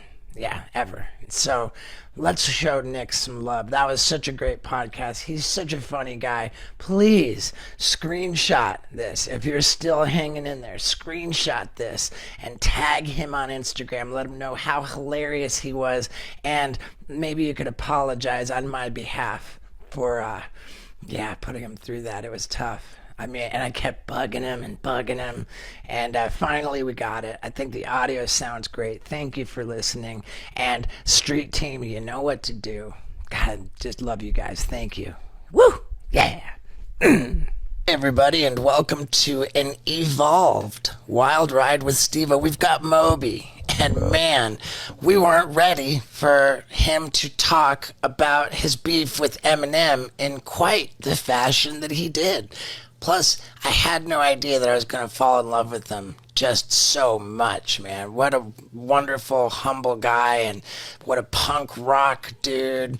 What a thoughtful dude. I mean, this one really was such a treat. And, hey, man, it wasn't my idea for him to reignite his beef with Eminem. Yeah, dude, let's get into it. Here in the back corner. Watch your head. Yeah.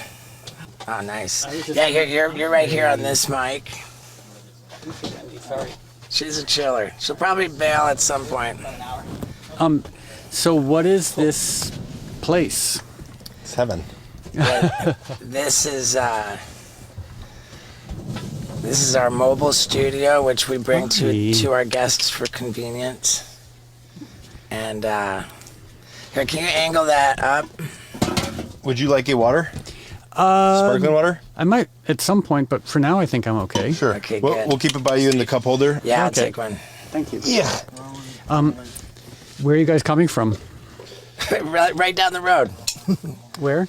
Hollywood Hills, Lake Hollywood. Okay. Yeah, that's the first place I lived. Yeah, you had that crazy mansion there. Yeah. Wow, dude. Like sometimes we go hiking around the lake, there's that trail, and it's just like, that's Moby's house. And then wasn't one house Madonna? There's like a giant weird castle at the other end of the lake. And that was hers.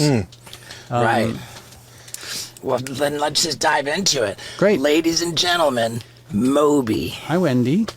Hi. Yeah, dude. It's And good Wendy. to see you. And Wendy, of course. Wendy from Peru. Hi. We've got a little bit of a history. Well, so from my recollection, and maybe I'm mistaken, I think the first time we met was one of the most interesting meet cutes.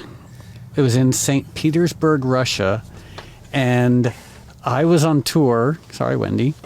And I was getting ready to go to sleep, trying to be a responsible touring musician. It was around 11 o'clock at night, which in St. Petersburg in June means the sun was shining.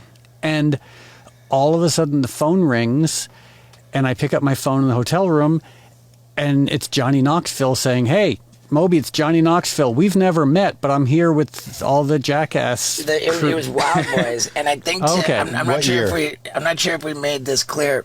We're talking about Russia. Yeah, Russia. Yeah, St. Petersburg, Russia. Not Russia. Florida. Not Florida. Right. Right. And we were filming Wild Boys. The year was 2005. I don't think that I was part of the program, but wasn't it like just a debaucherous, drunken night? I got sober in 2008. Yeah, and so 2005, every night was a drunken debaucherous night. But this in particular, like going out in St. Petersburg, and one of the only things I remember from the middle of my quasi-blackout was we ended up in a nightclub and they were having a dance competition. And you ran on stage and took off most of your clothes and joined the dance competition. Okay. You Sounds remember about this? right. I guess. I mean, that checks out. Yeah. You don't remember this. The audience was so polite. They just sort of stood there like baffled as to what was going on. Like there's this sort of half-naked, crazy, drunk monkey running around on stage. Well, it's Russia, too. Yeah. You know? Right. What I remember, and I think it was the next day that I had seen some Russian store was selling a cast iron, like complete replica 9mm handgun that when you pulled the trigger, a flame came out of the barrel. It was just a lighter. But it was a cast iron 9mm replica gun. I was just fascinated by it, so I bought it. And I believe it was when everybody was just terribly hungover that from partying with Moby all night. The next day, we go to the airport, and just when we go to go into the airport, I take the cast iron 9mm replica and just put it in the carry-on bag. Sorry, could you say that I put it in the carry-on bag of our line producer, like our super uptight, like red tape conscious, like no fun police, like you can't do this, you can't do that, like not a creative guy, but an uptight guy. And So is he still in Russia? I dropped it in there, and like, and at a certain point when he went through security, there were like cops running from like every direction of the airport. Like this was probably the meanest prank I've ever pulled on somebody. Yeah, but still, I mean, okay, and the fact that it's Russia. Like, that would have been bad in the United States and any other country, but like, yeah, I mean, it is on my long list of crippling fears. Being thrown in a Russian prison is up near the top. Right. For sure. Man, especially these days. But enough about that. It's crazy. We both got sober in 2008. Yeah, I think you beat me by about 6 months. I got sober October 2008. Right, yeah. I'm March 10th, 2008. Okay, so 6 months. And the other thing that we have in common is we're both sort of natives of Darien, Connecticut. Oh, how about that? Yeah, which per capita has the greatest number of oddball public figures. So Darien, Connecticut, the waspiest, preppiest, most affluent town probably in the world. Population, I think, 14,000. So you lived there for a while. I lived there for a while. Gus Van Sant was from there. Robert Downey Jr.'s from there. Ann Coulter, the crazy right-wing Fox News person, is from there. Chloe Sevigny. Jesus. On and on and on. All these weird, dysfunctional public figures from this little town of 15,000 people. And on top of that, like, I believe our immediate neighbors in Darien were responsible for some, like, super high-profile, prolific murder case. Oh, where? Because I want to say we lived on Tulip Tree Lane. Yep. Okay, I think you're thinking of... his first name was Pat, and I can't remember his last name. Oh, this was when I was in high school, and it's such a gruesome story. So there was this adopted kid named Pat, and he was one, like, when you go to high school or junior high school, and there's like the kids who just terrify you. And granted, I was scared of everything, but there were those kids who were extra scary. He was one of those. Like, one of the kids in the parking lot, like, smoking cigarettes and like strangling kittens. And so one day he got in an argument with his mom. I guess he was a junior or senior in high school, and he did what any person does when you get in an argument with your parent in high school. He killed her with an axe. And then his dad came home and he killed his dad with an axe. And because he wasn't the brightest guy in the world, he dragged their bodies into the backyard, set them on fire to try and dispose of the evidence, and got into their car and left. His sister came home to find her parents burning in the backyard. She put them out with a garden hose and called the police, and they found this guy a mile away sleeping in his car. Oh Jesus. my God. He's tired. And I think that was my neighbor. Yeah, that was on Tulip Tree Lane. Yeah, And then you went to high school with him?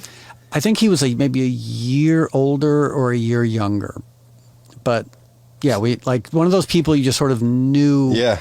Like on a primordial instinctive level, like just stay away For from sure. him. Don't make jokes around this person, because like there were the tough kids who would punch you and push you into the locker, and then there are the other people like this where you're afraid that they're going to like stab you to death in your sleep. Yeah. Did you ever play with this guy as a neighbor?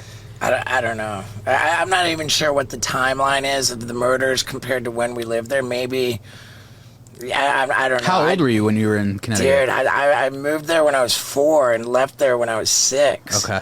So, how old are you now? I'm 57. 57, I'm 48. So that checks out. I was in like kindergarten and you were going into high school. Yep. Yeah, crazy, man. Yeah. Wait a minute, and what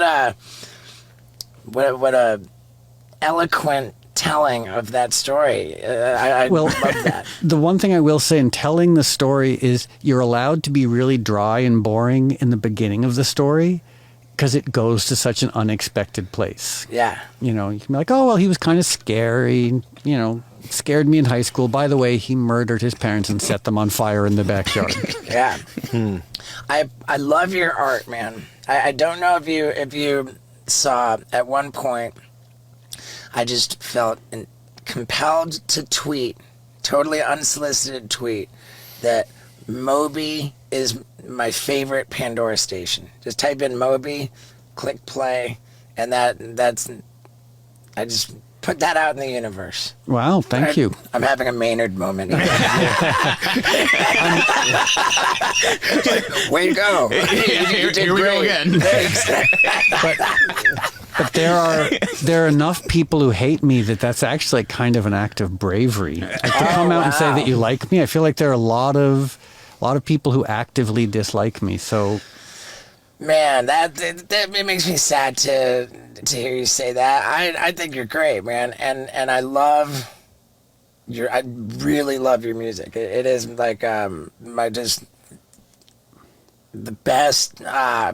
Just energy. It's not like super like bummer. It's not like crazy. It's just like well, thanks. groovy. Now, why would you say that a lot of people just genuinely dislike you? Just because of the Based music? on or- evidence, based on being a lot. And yeah, I mean, I work under the assumption that some people don't dislike me, but yeah, over the years, people have made it pretty clear that some people really don't like me very much. Going way back, a couple of decades, Eminem being the most famous example of that. Strap on your seatbelts, folks, because this Eminem talk is going to get crazy. And I think we all know Eminem has command over language. But how many languages, right? Does Slim Shady know what this means? Le está gustando mi podcast? Which means, are you enjoying my podcast in Spanish? And I know that because of Babbel, the new sponsor of the Wild Ride podcast. And let me tell you, I tried Babbel. It's an app that helps you learn new languages. And man, my experience with it, my first experience, I'm like, wow, it's like playing a video game that teaches you how to speak a new language in as little as 3 weeks. They had scientist studies that said that using the Babbel program for 15 hours is the equivalent of an entire semester course in college to learn a new language. And did you know that 1 in 5 people have on their bucket list learn a new language? I mean, dude, I decided to give it a shot. I already meditate every day. I do yoga every day. Why not spend 5 or 10 minutes playing a video game that teaches me a new language? And if you want to try it, man, the listeners of the Wild Ride podcast get 55% off their subscription if you go to babbel.com/Stevo. That's spelled BABBEL.com/Stevo. Rules and restrictions apply, but again, listeners of the Wild Ride podcast, 55% off your subscription for a very limited time. So jump on it and let's get back to it. That didn't help. Yeah. I don't know that. I think that. that in the whole Eminem thing, I think that was an L for Eminem, honestly. Because if you think about the world of like hip hop, kind of like gangster rap, like it's a very like tough, like to beef with Moby. There's no street cred in that. Even so one time he kind of and I have nothing against Eminem. I think he's really talented. I almost don't have an opinion about him. But he attacked me at an MTV Music Awards like 20 years ago. And the next day, I was listening to Howard Stern, and Howard Stern said exactly what you said. It's like, who wants to pick on Moby? It's like picking on like the weak kid who doesn't know how to tie his shoelaces. Like, right. It's just not But gangster. I think Eminem's MO at that point was just like, okay, I'm going to pick on anybody who's successful. You know what I mean? I don't know about that. Yeah, but the thing Because it was like Britney Spears, NSYNC, Backstreet Boys, all those. Fred Durst. people who couldn't fight back. Yeah. Yeah. Yeah, but like hating on you is like, it's like you're not malicious in anything that you do, and it's like somebody you're an artist, and so that's like somebody not liking Picasso's artwork and just fucking hating Picasso because they don't like their artwork. I mean, like, why would somebody dislike you so much for no reason? I can't remember what the specifics of the Eminem thing was, but did he have any reason? Well, yeah, I kind of provoked him in the spirit of full Okay, here we go. disclosure. So if you remember, in the late 90s, there was this culture of weird misogyny and homophobia. Like all of a sudden, like rock bands, etc., were like writing songs that were weirdly misogynistic and homophobic. Mm-hmm. And I, having been raised by progressive hippies, I was a little surprised by this. Mm-hmm. And I spoke out about this because Eminem had songs about killing gay people and killing women and putting them in the trunk of his car. And I was like, maybe this is not setting the best example for the 13-year-olds listening to Eminem. And then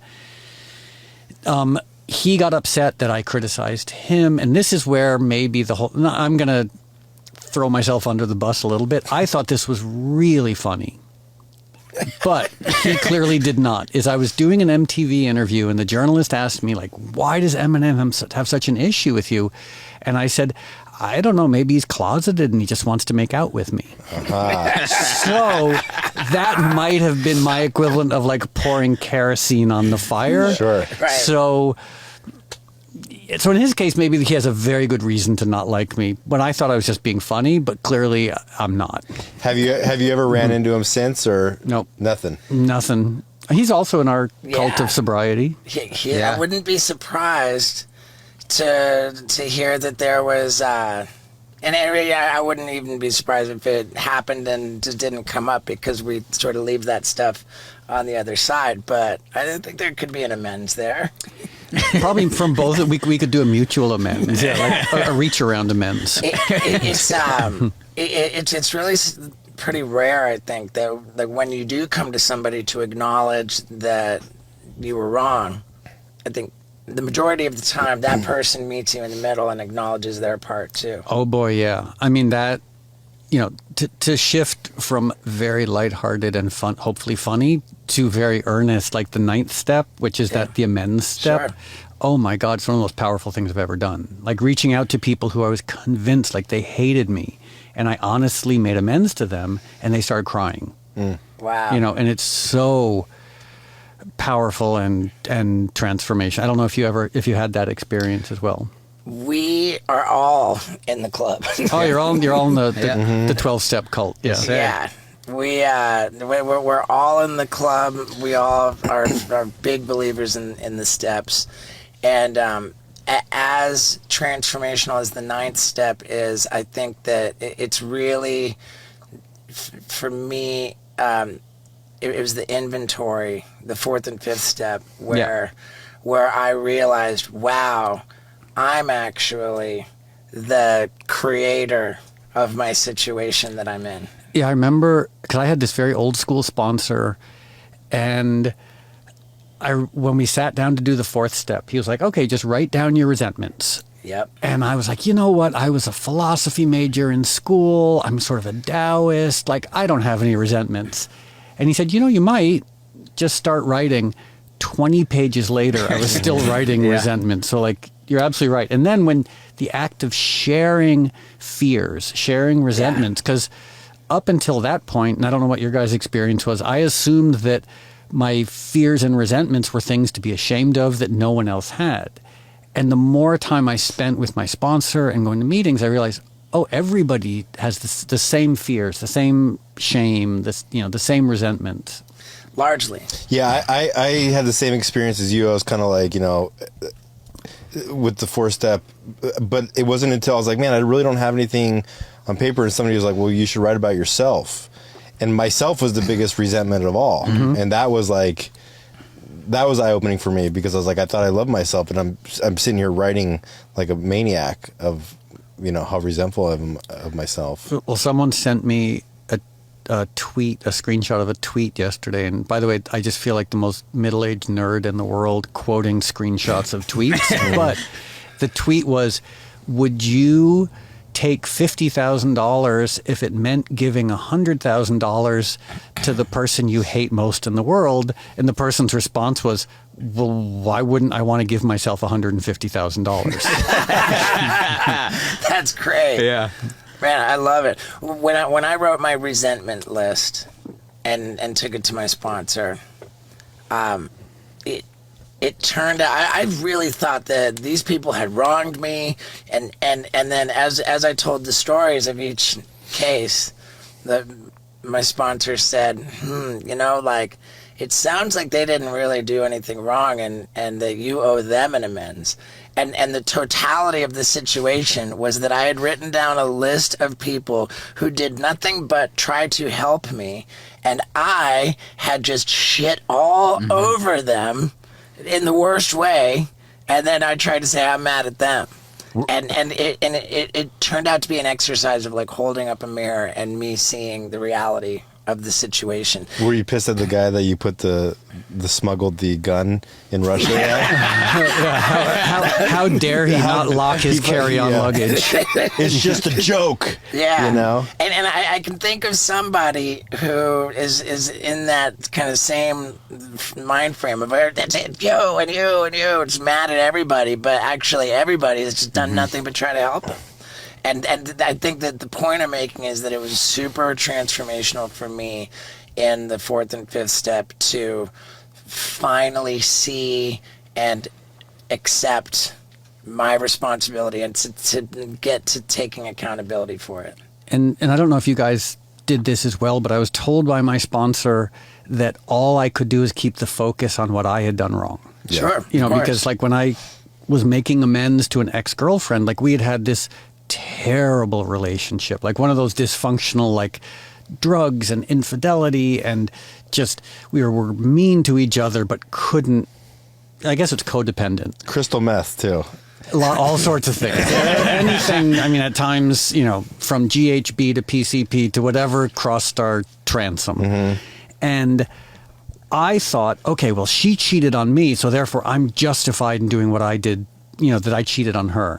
And my sponsor said, no, when you make amends to her, you don't mention anything she's done. And it was such a hard process because you wanted to say like, well, sure, I did this bad thing, but you did this. Right. But by not saying that, she broke down in tears, and it was this incredibly powerful moment for both of us where we admitted like, oh, we were both terrible to each other. Like, and it wasn't reciprocal. It was just that we're unevolved feral monsters. You know? What was your deciding factor on getting sober? Like, what was rock bottom like for you? You know, it's weird. I didn't have a dramatic rock bottom. I mean, okay, I did, but it was every day. You know, it was basically every day I would wake up around 4 or 5 in the afternoon, and my first thought every single time I woke up was disappointment that I hadn't died in my sleep. Because the night before I would like take as many things as I could to try and die while I was asleep. You know, so I'd have like 20 or 25 drinks, $200 or $300 worth of cocaine, whatever drugs were given to me. And then at 9 o'clock in the morning, handfuls of Vicodin and Xanax. And I was like, why won't I die? I just wake up, you're just like, God damn it. Yeah, and I would get in the shower at 5 p.m. and just say, fuck. Like, and I was saying fuck, like I felt sick, I was so hungover, but also fuck, why am I still alive? So many people would see that as being an example of unmanageability. For sure. Yeah. But, and also just the hangovers, and again, I don't know your guys' experience, but as I got older, the hangovers were so bad. Like, not just feeling sick, but I couldn't string sentences together. I couldn't think straight. I couldn't, like, you just felt like your brain and your body had been possessed by just weird chemicals. And so that's why. I had this thing going on, which I didn't actually, see as a reason to get sober. Like, I would get such terrible heartburn, and that it would wake me up. I would be in like so much like pain from the heartburn that it would wake me up. I would go into the bathroom and make myself vomit, just all this like horrendous bile and just acid. And then I would be able to go back to sleep. Maybe that's why I have the esophageal condition. But rather than see that as a sign to get sober, I went and talked to JP, our jackass prop master. I was like, man, I got this heartburn. It's like so bad. And JP said, I had heartburn really bad too. And, and then I quit drinking, and it totally went away. Yeah. And I looked at him and said, but what am I going to do? Yeah.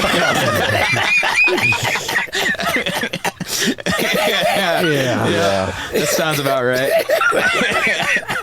Yeah, I wasn't cool trying story, to be funny. dude. I wasn't trying to be funny. Yeah. I was like, literally, but like, anyway. So, dude, we got to talk about veganism. I've had my journey. I'm sure you've heard all about. I'm vegan. Maybe you heard or didn't hear it, but I've gone back and forth between vegan and pescatarian.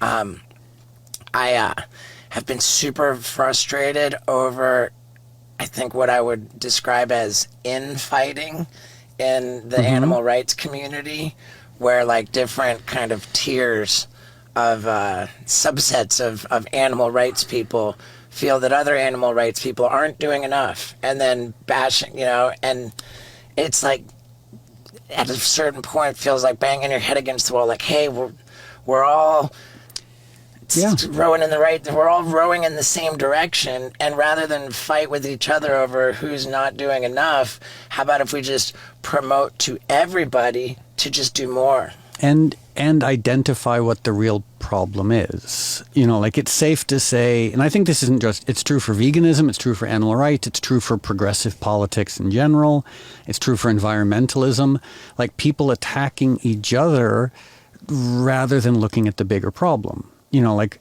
every year, 1 trillion animals are killed by and for humans. Isn't that a bigger issue than like someone at a vegan restaurant wearing leather shoes?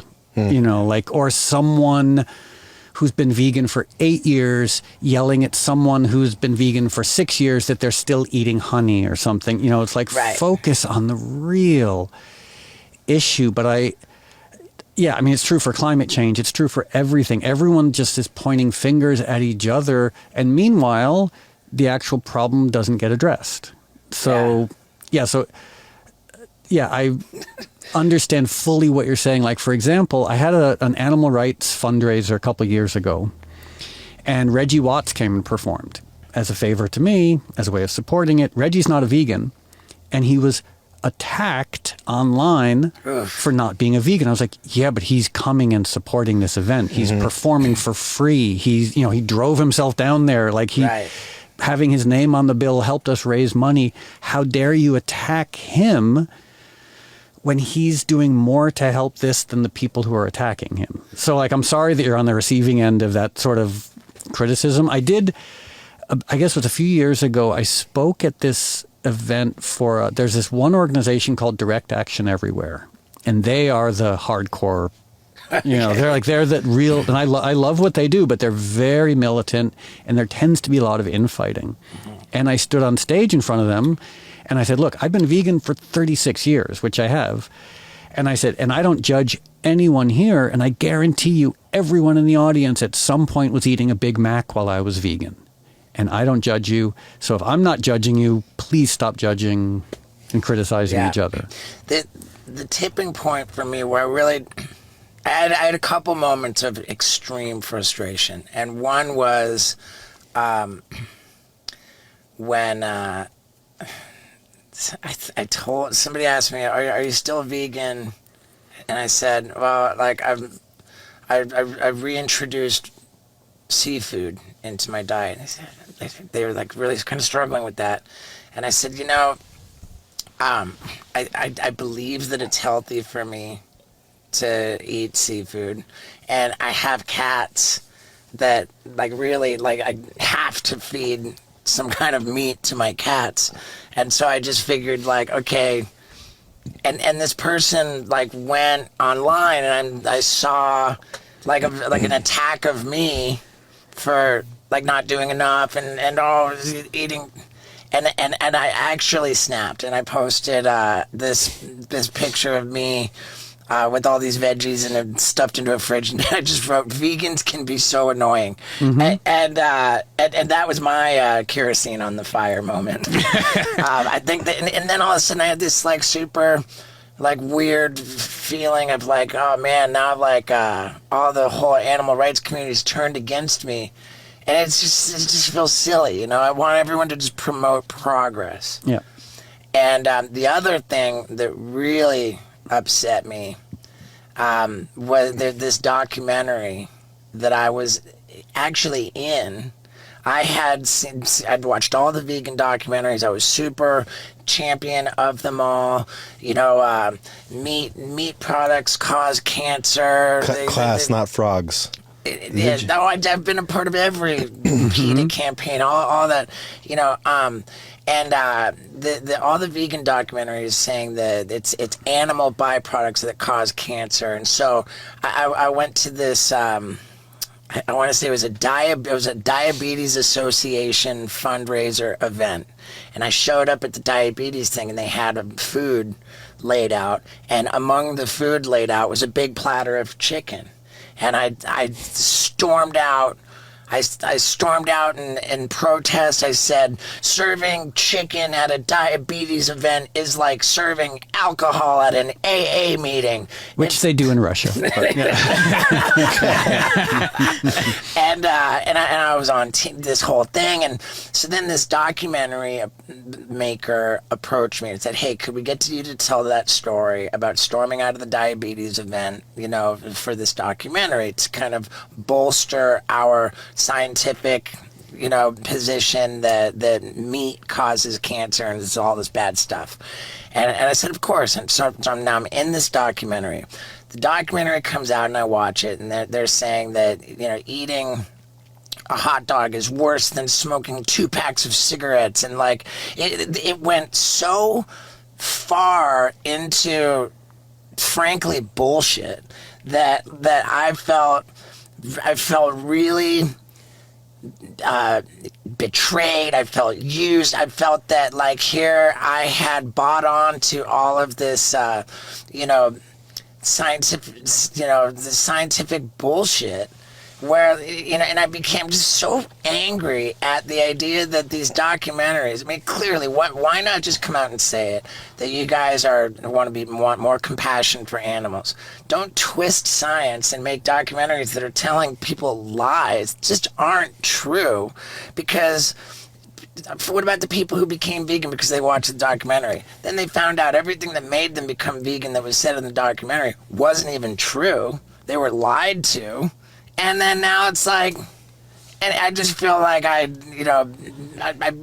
became the mouthpiece for this thing that was just not, it's just not, they twist up science sometimes to try to help animals, and I think it's counterproductive. Yeah, twisting up facts is whack. And you know what doesn't twist up facts? Is my Whoop band, baby. This gives me more truthful information about my physical well-being than any other device on the planet. It's the most sophisticated fitness tracking device known to man. I swear by it. The new Whoop 4.0 is more sophisticated than ever. It tells me how oxygenated my blood is, if my skin temperature is in the right range. I mean, dude, it just goes on and on and on with all of the stuff about your sleep and your activities and your calories. Like, it's the best. And if you haven't tried it, then it's time, dude. It's time to get with the program by going to whoop.com. That's WHOOP.com. And use the promo code STEVO to get 10% off at checkout. All my buddies use it. We've got groups that we're in, and I'm killing it in the groups with my heart rate variability, which you'll learn is a very important thing to know about your own body. That's why you need to get on the Whoop program. So one more time, go to whoop.com, use the promo code STEVO for 10% off at checkout, and then show off to your buddies how healthy you are. Yeah, dude, let's get back to it. Yeah, I mean, there's a lot of distractions.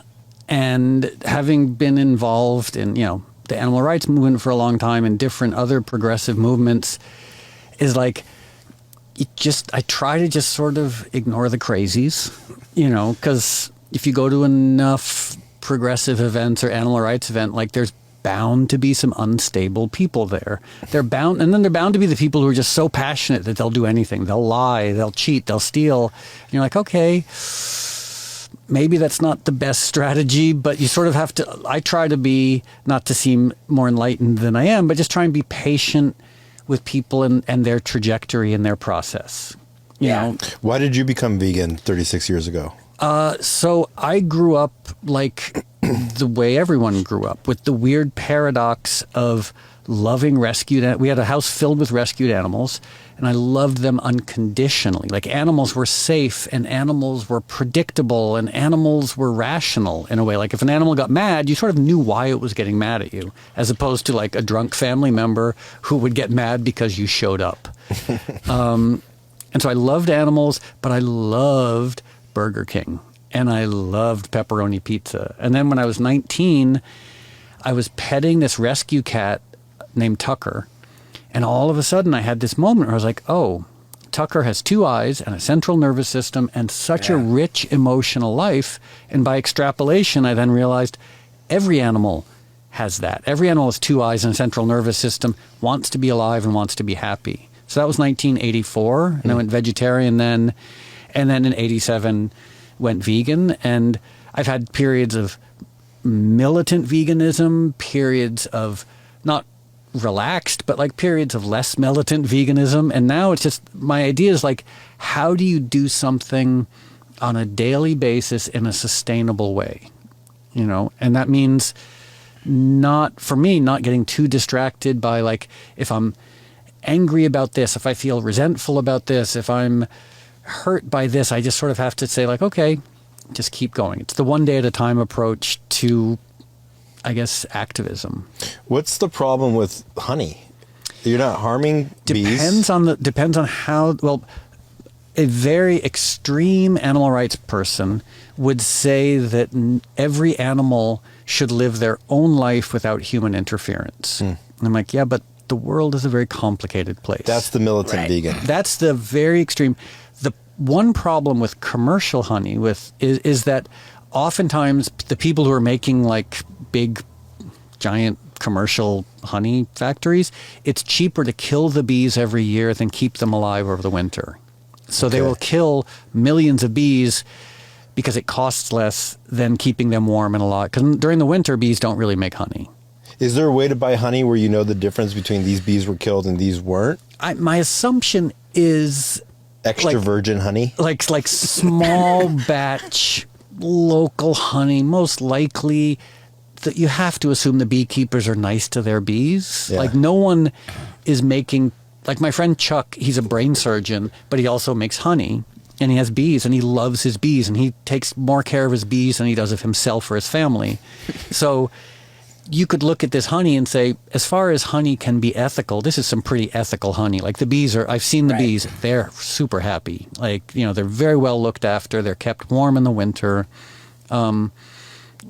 So I would assume that like the smaller the batch of honey, the more ethically produced it is, but it will never be ethically produced enough for an incredibly militant person to eat Right. it. Does Manuka honey come from bees?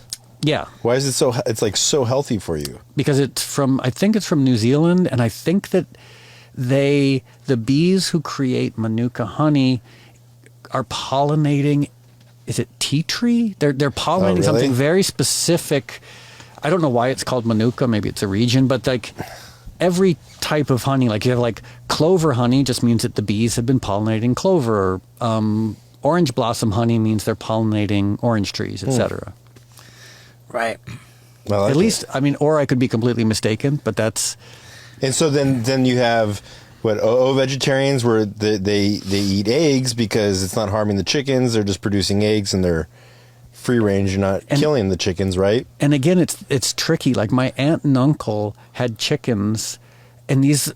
I mean, I'm a vegan. I don't eat eggs. I don't eat honey. But I don't also like my aunt and uncle, or my friend Chuck, who has bees. If he eats the honey, I can't really criticize him because these bees are super happy. My aunt and uncle who have chickens, they live in northwestern Connecticut.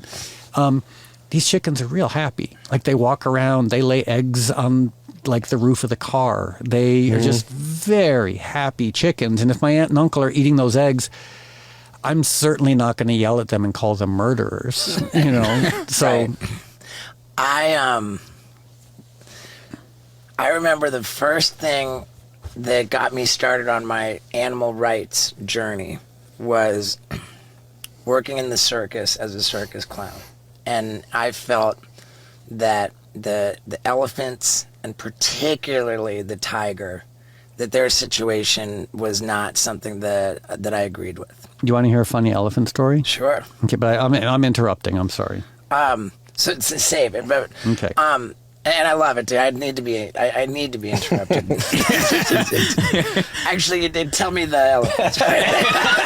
He's making it right after all these times. Okay, so here's a very quick elephant story. A friend of mine was working for this organization called Compassion Over Killing, and they were protesting, I think, Ringling Brothers for having elephants. 'Cause I guess they don't now. Right. But this is back when Ringling Brothers had elephants. And so my friend and her fellow animal rights activists, they chained themselves to the entrance to whatever arena, yeah. you know, and it was like the bottom of this big ramp, and they chained themselves so no one could get in and out of this big ramp. They locked themselves to this chain. And the people, and this is kind of funny, the people who had the circus brought the elephants to the top of the ramp and had the elephants pee down the ramp. So my friends were like lying on the ramp, drenched in elephant pee. And apparently, I've never been around. I've been peed on by elephants. Apparently, it's not that pleasant. not that bad. Yeah. You've So been she pooped said on they're by like, elephants I've been too, right? peed and pooped Yeah. on by elephants. I mean, granted, elephants are vegan, so generally speaking, Yeah. the pee and poop. I mean, like for example, cat pee and poop, as we all know, Yeah. disgusting. Nothing against cats, but like their pee and poop is repulsive. Yeah, Whereas like, hamsters too. but like elephants, like I would imagine like they eat hay and leaves, like they're pee and poop's probably relatively benign. Right. So sorry for interrupting, but that's my elephant pee story. I loved it. Like I said, I need it. And now, to be clear, elephants in their natural habitat will walk about 100 miles a day. Is that right?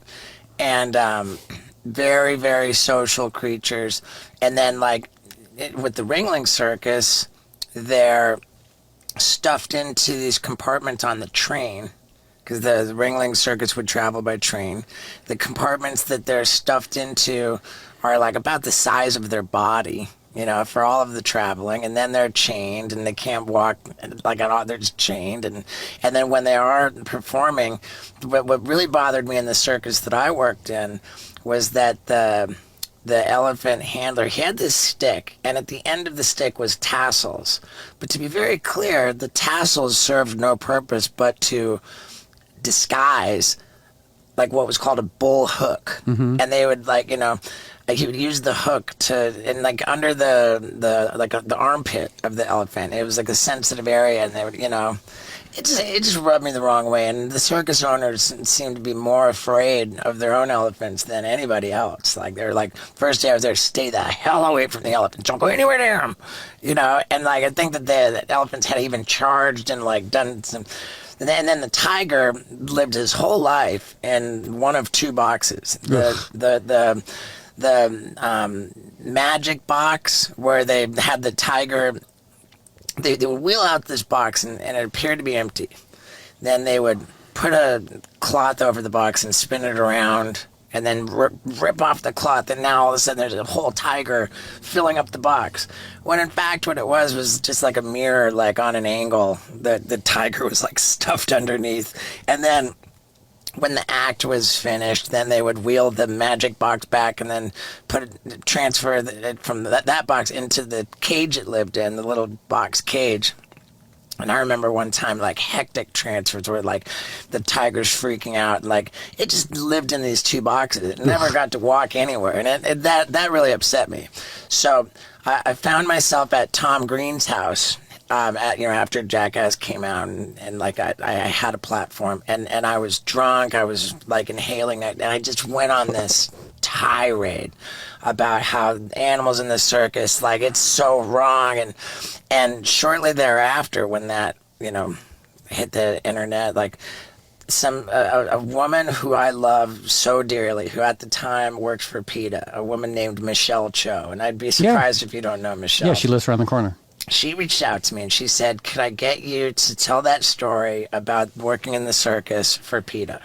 And I remember I had some answer like, oh, what, you know, like, get attention, like, I'm an attention whore, hell yeah, I'll, you know, like, so Michelle brings a little PETA camera crew over to my apartment, and, you know, I'd tell my circus tirade thing, and then after we wrapped up filming, I said to Michelle, I said, hey, you know, it occurs to me that maybe it's a little bit hypocritical that I just spoke on behalf of PETA on my sofa in my apartment, which is a leather sofa.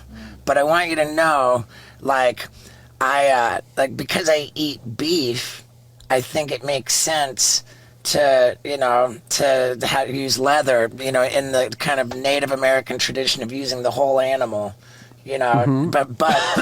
But with that said, I told her, I said, but I don't eat mink, so I would never wear a fur coat, you know, like, that's where I draw the line. And that was my rationale at that time. And she probably smiled politely.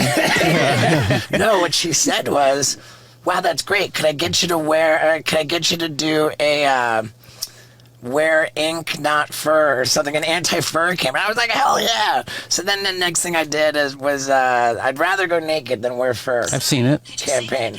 Yeah. And so it was just like, that was my journey. It started just piece by piece, like what I could digest. Then no pun intended. yeah, for sure. And then I had, like, my drug and alcohol situation got drastically worse, and I was like hearing voices, like watching people walk around who were never there. It was really like heavy psychosis. I don't want to distract from the story, but was that a result of specific drug? Because I always found PCP. Oh, dude, I had great ones on PCP. Like I remember one time in Denver, lying in a hotel room, and there were like 10 people standing around my bed, and I was like, I don't know if they're real or not. And I would close my eyes, like 10 minutes later, open my eyes, like those same people are standing around my bed, and it's like, oh yeah, this is angel dust. Let me tell you about dances going on around the bed. And I'm talking about my lady Lux dancing around my bed when she finds out that I've just had a Blue Chew tablet. That's right, Blue Chew tablets with the same active ingredient as both Viagra and Cialis, which make time in bed with my lady just way more fun. Explosive, if I do say so myself. And man, if you haven't tried this, then let me recommend it to you, because it makes getting in bed with your lady a lot more fun. And if you want to get an entire month's supply of Blue Chew tablets completely for free, then I got good news for you, because that's what you're going to get if you go to bluechew.com and use the promo code STEVO. You go to bluechew.com, promo code STEVO, consult with the medical provider right there online. Within a couple minutes, you've got your prescription. You got an entire month's supply of Blue Chew tablets headed your way for free. All you have to pay is $5 for shipping. Man, this is arguably the best deal that we've ever had on the Wild Ride podcast. And if you still have not tried Blue Chew tablets, then I think it is time. So one more time, go to bluechew.com, use the promo code STEVO to get your month's supply of Blue Chew tablets completely for free. All you pay is $5 for shipping. Now, let's get back to it. This, Same people showed up every time? that in that one night, yeah, like there was this group of 10 people standing around the bed, and like, so it wasn't like a shifting hallucination where it was like, oh, it's my grandmother and now she's a donkey. It was like, oh, it's just some random guy and 9 other people standing around my bed. Did you try having conversations with these people you thought I was a little scared of them, so I was like, and I was also like, I don't know if they're real, so maybe if I ignore them, they'll go away. Yeah. And they didn't. Do you think that like drops? Sorry. No, go for it. Do you think that like drops the veil of like a dimension, so they actually exist in another dimension, or is it just some chemical going off of in your head? I personally have no idea. I mean, the universe is such a complicated place, so it's like it could be some other dimension. It could be, we could be holograms. I don't know the truth of anything. Mm-hmm. I do know that when I woke up in the morning, they were not there, and there was no evidence that these 10 people had been in my hotel room. Yeah. So in our limited reality, they didn't seem to have much of a presence. Yeah. What about ketamine for hallucinations? Ketamine is pharmaceutical PCP. Yeah. I only ever did ketamine in conjunction with 20 other things, usually at 5 o'clock in the morning. And so like, I don't even know what I've heard ketamine is a phenomenal antidepressant. Like it's a last stage antidepressant for people with real clinical depression. I've also heard that if you inject it the exact amount for your body weight, it's the most profound psychedelic drug on the planet. This guy, Alexander Shulkin, who was a chemist, wrote about it. But mainly it's a rave drug. People would do it and they'd go into these catatonic K-holes. Mm. Yeah, awesome. Yeah. That's my favorite place to be. So, but okay, so we're getting back to Michelle Cho and not eating mink burgers. Right. What made me have the most profound hallucinations, tactile, audio, hearing voices, and seeing people, was days into cocaine benders, binging on cocaine for multiple days while inhaling nitrous oxide. Oh, nice combo. To the exclusion of air as much as possible. I would hold in the nitrous. And nitrous is still one of the greatest drugs. And the fact, it's also, okay, now maybe I shouldn't even say this, but I'm going to, in the interest of full disclosure, and we're only as sick as our secrets, there have been a couple times in sobriety when I've gone to have root canals done and had nitrous, and it's still great. I didn't want to do more. When it was done, I didn't rush out to try and buy more nitrous, but I got to say, even in sobriety, a little nitrous high Do I need to start counting days again? That's what you call a free lapse. That's what my sponsor said. That he was like, did you take it as prescribed? I was like, oh, absolutely. He's Yeah. like, and when it was done, did you run out to buy more? Yeah. No, it didn't even cross my mind. He's like, then enjoy it. Like you had a free lapse. Yeah. You get all your dental work done without anything. I've never had nitrous from the dentist that I'm aware of ever. But you should with the work The that amount of shit that I've had in my mouth. Yeah.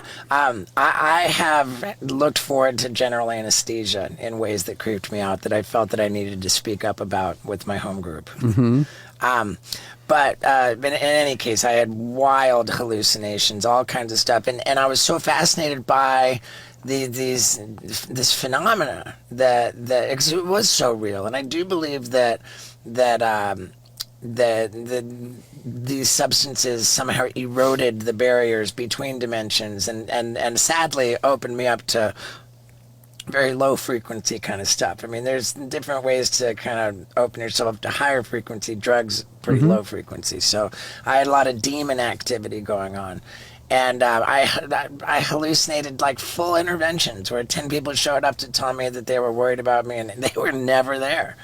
And you were having conversations with these people. I was having all kinds of conversations with people and voices and all that. And so I just felt that I was privy to like other dimensional entity activity and so fascinated by it that I just took to the internet and searched like spiritual, like I just wanted to get some kind of an understanding of what I was privy to. And in my search, I came across this video of a Krishna consciousness guru from India. He was an Indian guy. And he just simply said the words, "How can you expect to be saved if you eat meat?" It was just like I could tell watching this guy say that the idea of eating meat and expecting to find salvation, it was just so preposterous to him. He was just so confused by it. Like, we're here in this human jam, and I think that most like religions agree that the idea is to be saved or to ascend. It's some kind of like but how can you expect if you eat meat? And just like that, flipped a switch. It flipped a switch. I thought, oh my God, like I'm not going to be saved because I'm eating meat. I gotta stop.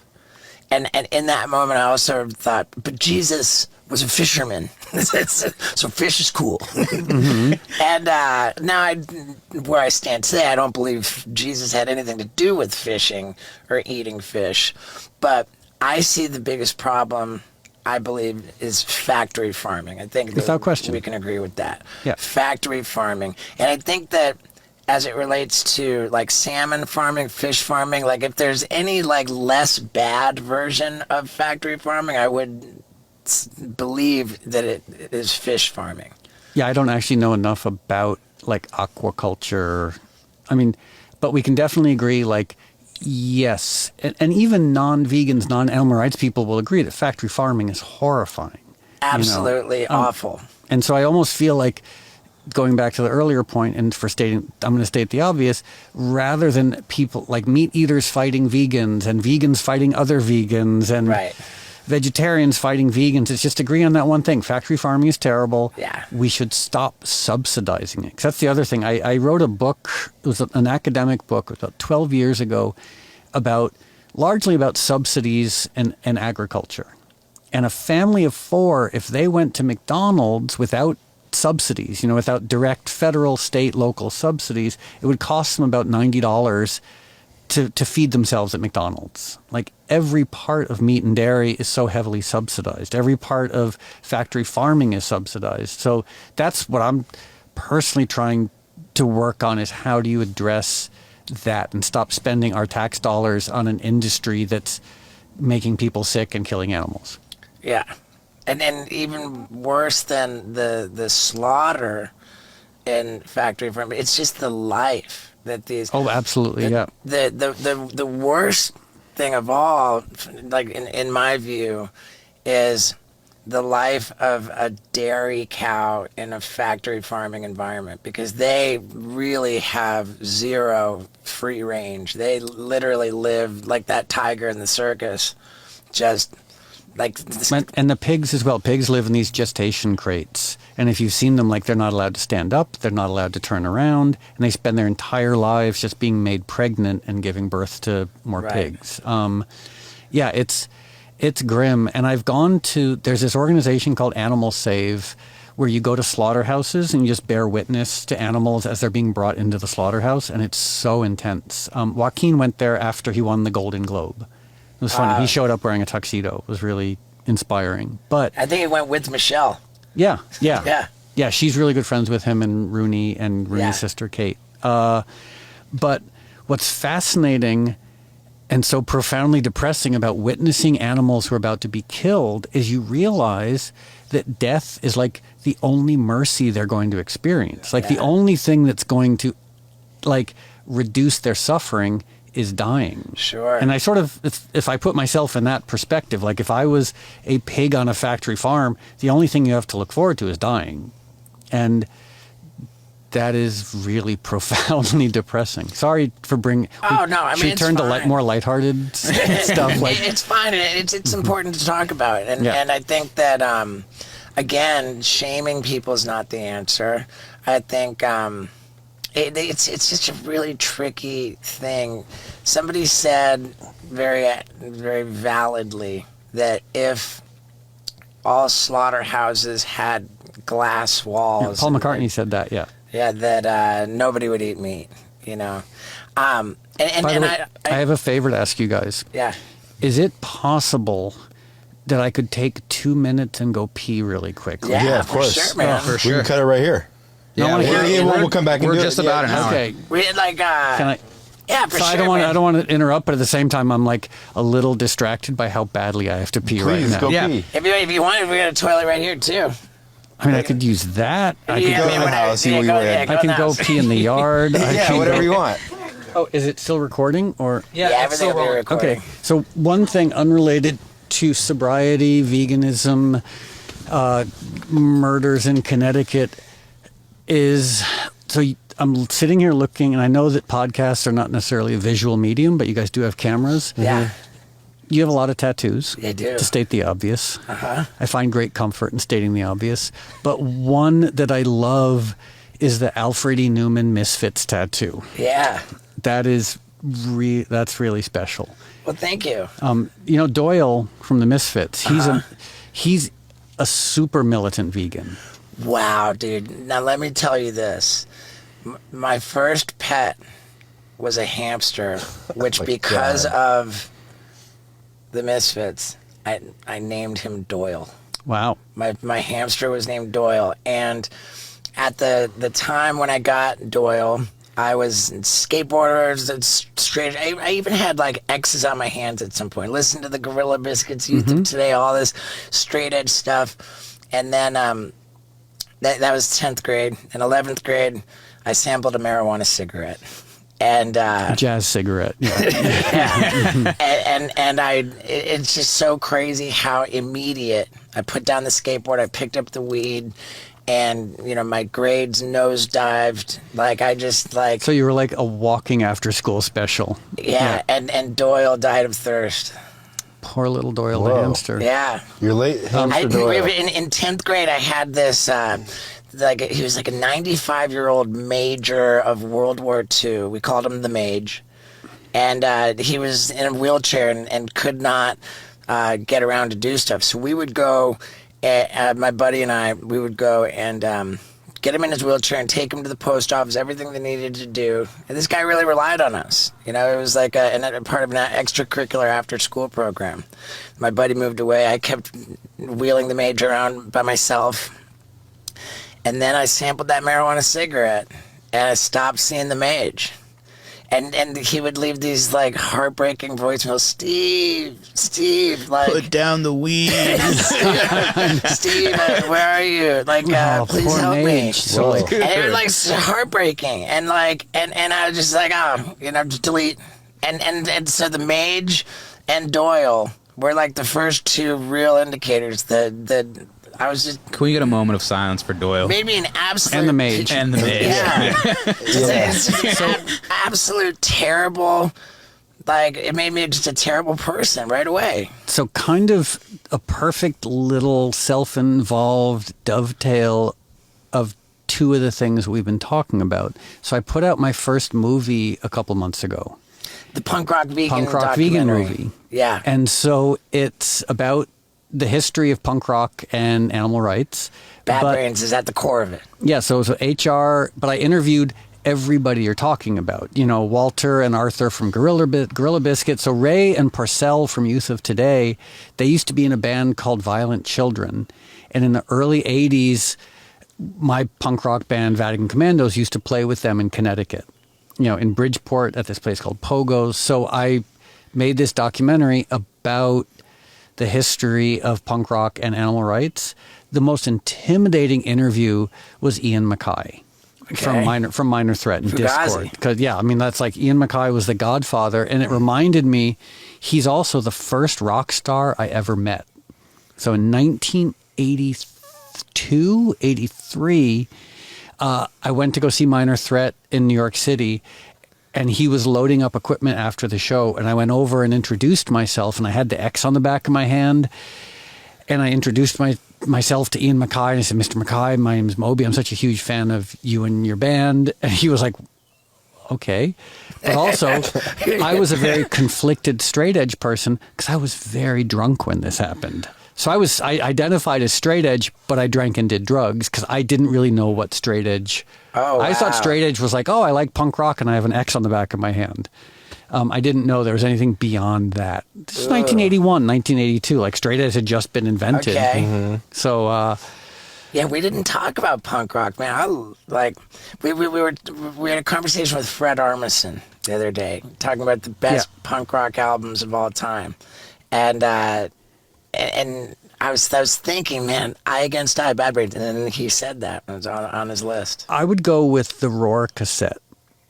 It's the same. It's Eye Against Eye, but the first version of Eye Against Eye. Okay. At least I think it is. So basically, there was this cassette-only label in New York called Roar, R-O-I-R, and the Bad Brains made an album on Roar, and sonically, and I'm just being such a nerd, it's a little more interesting than the final version that they released. Okay. But yeah, best punk rock records. Do you guys want to weigh in? I mean, I'm also older, so like my perspective, like, is probably more of an old guy perspective. Fugazi, 13 songs, I think, is I go with that one. Pretty damn good. Like Misfits, they might be in there. I would say Dead Kennedys, Fresh Fruit for Rotting Vegetables. Dayglow Abortions, Fetus Your Fetus. I don't know that one. Fetus and Fetus. Yeah, Dayglow Abortions, I don't know if they're all time. I mean, I would say Damaged by Black Flag is pretty flawless. Discharge, they're one of my, I don't know if you ever liked Discharge. They're a British hardcore band. Okay, I'm not familiar with them. The kind of like that when hardcore punk started to sound like metal. Like there were other bands like DRI. Yeah, Crossover, DRI. Yeah, and now a lot of like contemporary hardcore sound is like almost indistinguishable from super fast speed metal. Yeah. But back then it was Discharge were like the first punk rock band to really sort of sound like almost more like a metal band, but they're great. I listened to a lot of Crass in high school. They had the cassette. We got to interview Steve Ignorant because he's the original punk rock vegan. Like he sort of started the whole thing. Before HR? Yeah. So Steve Ignorant was like the first, he and HR, and then there was a band called Millions of Dead Cops, also Sure, MDC. Multi-Death Corporation. So Yeah, Dave Millions of Damn Dichter, Christians. Yep. So Dave Dichter from MDC, I'd say him, Steve Ignorant, and HR from Bad Brains. They're like the three original animal rights punk rockers, vegan punk rockers. And John Joseph from the Cro-Mags became vegan when he was a roadie for Bad Brains. Yep. Yeah, he's in. I presumptuously think you might really enjoy this documentary. You know what? Because it's everybody everybody you're talking about is interviewed in the documentary. I even said to your guy when we got here, I said, I'm so woefully unprepared for this. I haven't seen the vegan. I feel like I genuinely owe you an apology, and I'm dying to see it. I don't expect anyone to watch it. I just think because it's everybody Yeah. that you're name checking is in the movie. Now, where could people find the doc? Yeah. It's for free because I made a movie a couple of years ago, self-involvedly. It's a documentary about me. Nice. And we went the conventional route of like selling it, and it's on Hulu, and it disappeared because it went the more commercial route. But as you know, like if it's not on the home page of Hulu or Netflix, no one's ever going to see it. And so with this movie, I thought, okay, let's give it away for free, and that way, if anyone in the world can watch it, doesn't by definition doesn't cost anything. And so it's on YouTube, it's on Vimeo, and it's also the distribution approach is completely anarchic, where we're letting people download it and do whatever they want with it. That's cool. Like a bunch of hardcore bands in South America are doing a tour and playing the movie in between sets. And they wrote to us and they're like, is that okay? I was like, yes, of course it's okay. Like, we're giving the movie away for free for people to do whatever they want with it.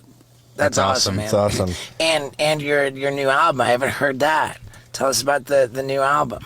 Oh, so to put it in a little bit of perspective, in the mid 80s, I was living in an abandoned factory in Stamford, Connecticut, in a crack neighborhood, and I was making around $2,000 a year. And I didn't have running water, I didn't have a bathroom, and I was working in a record store, and I never thought I would have a record deal. I never thought I would make music that anyone would pay attention to. And one of my jobs was putting away classical records in the record store. And there's this label, Deutsche Grammophon, which is the oldest classical music label in the world. Fast forward decades later, I played a show with the Los Angeles Philharmonic, and afterwards, Deutsche Grammophon approached me to see if I wanted to make an orchestral greatest hits record. And I was like, this is so weird, because like my introduction to Deutsche Grammophon was when I was living in an abandoned factory in a crack neighborhood. Wow, so that's what the new album is. And then so I did a first record with them with so many different guest vocalists, everybody from Chris Christopherson and Mark Lanigan and Jim James from My Morning Jacket. And now that was the first one, was called Reprise, and this one's called Resound. And it's the same thing, like big orchestra, lots of drums as well, but then tons of different guest vocalists. Crazy. That's great. Because you have music in a lot of movies, Yeah. and there's a couple questions I wanted to ask you about that. You've done The Beach, you've done Heat, you've done all the Bourne movies. Is there a favorite movie that you have your music in? I also had music, and this was not my favorite. I loved his show, but I had music in the Tom Green movie. Oh, wow, okay. Which one? The Freddy Got Fingered? Yeah. Okay. Boy, I really like him. I appreciate his show. I loved his show so much. That movie is definitely not a high water mark in cinematic history. That's funny. I love that movie. I love that movie. It's a But classic. he's great. I feel bad even saying that, but I was so excited for that movie, and like it. Yeah. So in any case, of all the movies I've done music for, The Beach is pretty iconic. Beach, and also I did for a James Bond movie. Yeah. Wow. That's cool. But so many different, and worked with everybody, from David Lynch to Oliver Stone to Michael Mann to Danny Wow. Boyle. Sure. But the one that is the best one, hands down, that I'm most proud of, that no one has seen, is Southland Tales by Richard Kelly. So Richard Kelly wrote and directed Donnie Darko. Yeah. And then after Donnie Darko was a big success, they let him make this movie called Southland Tales. And it got booed at Cannes, and everyone walked out. And my favorite review, I think, was in New York Magazine, because it got just panned across the board. Everyone hated it. But the journalist in New York Magazine said, I don't even know if this is a good or a bad movie, but it's so batshit crazy, I can't review it. Wow. But it's also got the weirdest cast. The Rock is in it. Wow. Justin Timberlake, Amy Poehler, Wally Shawn, who was in Princess Bride, the little inconceivable. Yeah. So it's such a strange movie. No one has seen it. Maybe 5 people have seen it. Did you make the music for that movie, or did you already have the music in? Because licensing was a big thing for you. Yeah, I had a lot of the music was sort of written, and I gave it to Richard, and then he just sort of developed it as score. It's also very well. The original cut was almost 4 hours long, and it's about a very baffling apocalypse in Los Angeles. It's kind of like Repo Man. Like it's Repo Man, but longer and no punk rock. And you are the music for the entire. Yeah. Wow. It's really, if you're there, if you've got some time to kill, watch it, because it's such a strange movie. And I just, in this world where so much culture is so predictable and uninspiring, this is not that. This is such a weird, it's worth watching just because it's so unique. Where can people see that? I have no idea. Tony Hawk has a skateboard company called Birdhouse, which in 1998 released a skateboard film called The End, which prominently featured new music in fantastic fashion. And I wonder if you knew about that. I sort of did. So skateboarding is something that has always scared me. And when I say scared, what I mean is, so I started skating in 7th grade, and I had this little like plastic board with like these little ball bearing wheels. And in the spirit of full disclosure and honesty, I was just not good at it. Yeah. Like I would go down a hill and fall down every time. And then when I started DJing, I used a skateboard to push my records around.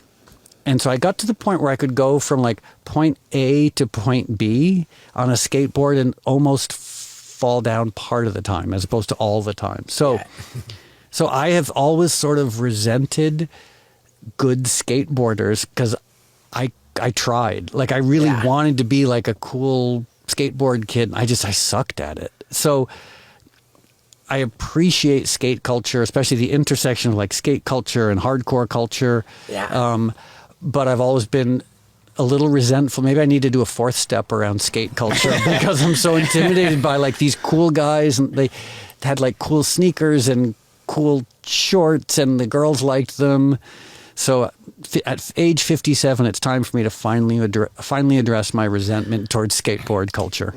What's really interesting about that, it was shot on 16 millimeter film, except Tony Hawk's part was shot on 35 millimeter film. It was like for a skateboard video, and being on, it was just a staggering budget that they shot it with. And I don't know that it ever made its money back. Plus, they in one scene, they used music from Queen, and got the cease and desist from Queen, and then had to like re-release it with different music. And so that's when they added mine. They're like, "Oh, we can't get the good music, so I guess we'll just throw a Moby song in there because he'll license his music to anything." No, I wonder if they went back and took away everything. If it'd be so sad if your music wasn't in there. You'd like, I'm dying to show you the like Steve Barre's part. Oh, oof. But I'm just going to be intimidated because I'm just going to make me. I'm going to be like, oh wow, look at these great, handsome, athletic people. Like, wow, I'm just going to go inside and like jerk off and watch TV. It reminds me too, skate culture. I was in 8th grade, 9th grade. One of my closest friends and skateboard buddies is a mutual friend of ours, Charles Gooden. Oh wow! Yeah, I actually just saw Charles last weekend. Yeah, I love him. I didn't know that you and Charles were friends. Yep, we recreated a photo that we took in 1989.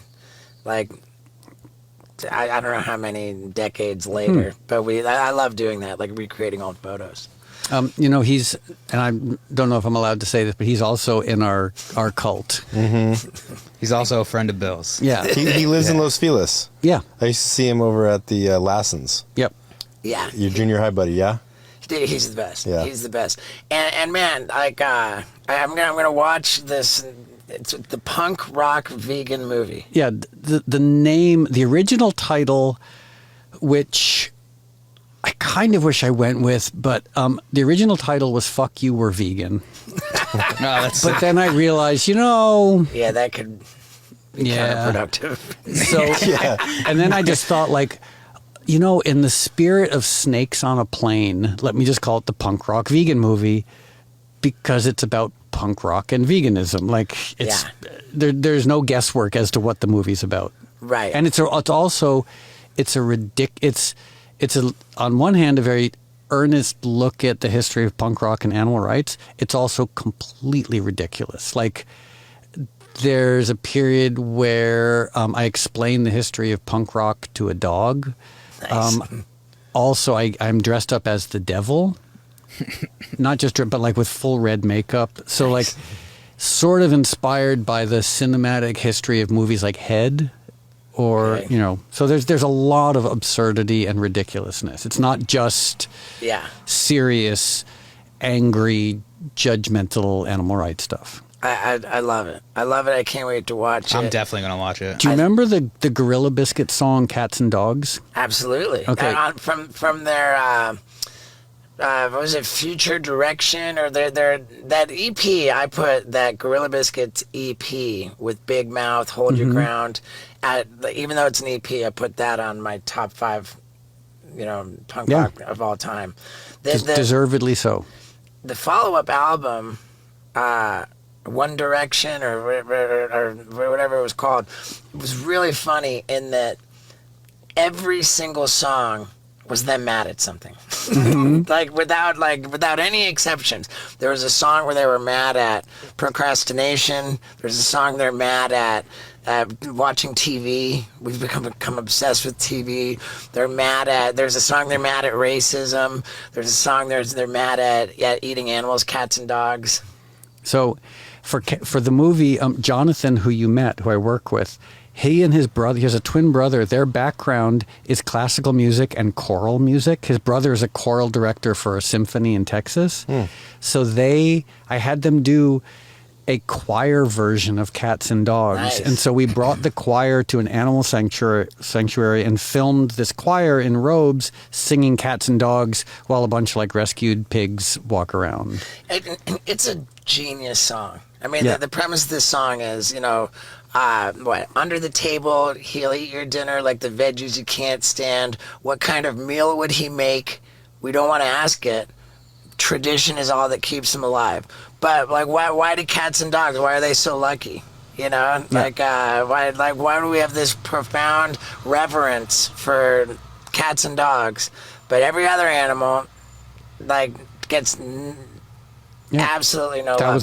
That's what turned me vegetarian and vegan such a long time ago. As I said, like that experience of realizing, like, oh, a cow has 2 eyes and a central nervous system and a desire to be happy. Yeah. My cat Tucker had 2 eyes and a central nervous system and a desire to stay alive and be happy. My highest goal in life is to start an animal sanctuary with my fiance. We're actually waiting to get married on the property which we're going to buy for this animal sanctuary. This is where we want to retire. This is our whole thing. And then my inspiration for that, other than just wanting to be around animals and loving them, is to foster an environment where people can have an exchange looking into the eyes of a cow, or just like... It's funny you mention that, because I lived in New York for a long time, and as mentioned, as I keep mentioning, because I'm a loudmouth, I've been a vegan for 36 years, but most of that time was not spent with animals. Except for the occasional pigeon, the occasional cockroach, the occasional rescued dog. But when I moved to LA, I went up to Gentle Barn. Actually, no, sorry, it was Farm Sanctuary. They're right next to each other. Yeah. And I went up to Farm Sanctuary, and I met a rescued cow named Bruno. And I had this moment, and it's going to sound either really simple or profound. For me, it was very profound. I looked Bruno in the eyes, and Bruno looked back at me, and we had a connection. And all of a sudden, I realized, oh, this is not academic. Like, every animal is an individual, Big time. with personality, and it's a very self-evident fact. But when I was like living in New York, getting all my information from, like, nothing against New York, but like I was getting information from like books, the internet, films, etc., there wasn't the real connection with an animal. And that one moment of like, you could almost say like a soul connection with this Right. rescued cow, it just took my animal rights activism and made it that much deeper. Right. And I feel so strongly about the idea of starting this animal sanctuary because, again, I've been so frustrated by the infighting. I've been so like the militants. I think just the documentaries about veganism that lie to people about the science of, that drives me nuts. People fighting about you're not doing enough drives me nuts. The idea of shaming anybody for anything is just counterproductive to me. And I just want to share my own experience, and I'd love for people to have their own experience to arrive at their own conclusions. With no shame, just provide people opportunities to interact with animals and have that realization, that thought that you just described. And maybe you could do like, you could take a circus and flip it on its head where like the animals are the trainers and like they train people to do tricks. Yeah. Yeah, Wendy's got me pretty well trained. I mean, she's such a little gentle puppy. All this talk about animals, I'm going to rescue a lot lizard after this. That just reminds me of being on tour. Oh boy. Yeah, the first time I went on tour, I had this, it dovetailed to a bunch of things we've talked about. This huge truck driver who was driving our tour bus named Gene, and he was so diabetic. And he only ate at Denny's, and he wouldn't exercise, and unfortunately he didn't live very long. But he, he liked lot lizards. Lot lizards were, I think they're a vice of many a tour bus driver out there. Yeah, it's like, and I just thought, because I had never been in a truck stop before, I'd never been on a tour bus before. I don't think I'd ever been in Texas before. And like you pull into those huge truck stops and you're like, oh my God, it's a world unto itself. They have barbershops inside of them. It's the whole deal. Yeah. Yeah. and yeah, the stores at truck stops, and I assume everybody in the world has experienced this, but like you go in, you can buy like everything from like At Buc-ee's. like wigs and CDs and 8-tracks and pep pills and boy, those are remarkable little apocalyptic places. They have great flannels there. Yeah, I've definitely on tour. I've worn, it's in the middle of February and you're like, I'm freezing cold. Let me stock up on $6 flannels at the truck stop. Yeah, we all spend a lot of time on tour. Well, dude, I gotta say, man, this has been so enjoyable, and it struck me. I was listening to I'm not even sure which one, but A-sides and B-sides, like just the whole thing, and I was laying in the bathtub, and I was like thinking about all my times being conflicted or just thinking. I was like, man, I really want to just talk about animals and I just didn't even imagine that we would talk about so many things and that it would be so enjoyable. Well, thank you guys for coming and parking in my driveway and hanging out. Okay, so before we go, I have a couple of questions for you guys insofar as you can answer. The first one's going to be an easy answer. Second one, maybe less so. First one is, who are some of the best guests that you've had? Ooh. I always like Mike Tyson. Mike Tyson was fun. Mike Tyson was fun. Didn't you try to you ran into his fist? I did. I broke my nose on his fist. Yeah. I think that the best conversations, my top two favorite were Duncan Trussell and Kevin Smith. And I say that because those were the ones that I felt were the most meaningful discussions of spirituality and just what's going on in the universe. Kevin Smith. I know Kevin's a vegan now too. Yeah, because he had a heart his attack. daughter Harley Quinn, militant animal rights activist, and she got him to go vegan. He lost like 100 and some odd pounds. Yeah, and he had to. His story about the heart attack was pretty intense. The idea that that the brain is not the generator of consciousness, but rather a receiver of consciousness is something that we're pretty fascinated with. And Scott here is a diehard fan of accounts of near-death experiences on YouTube and stuff. And there seems to be a lot of evidence of consciousness being transmitted to the brain rather than just generated by the brain.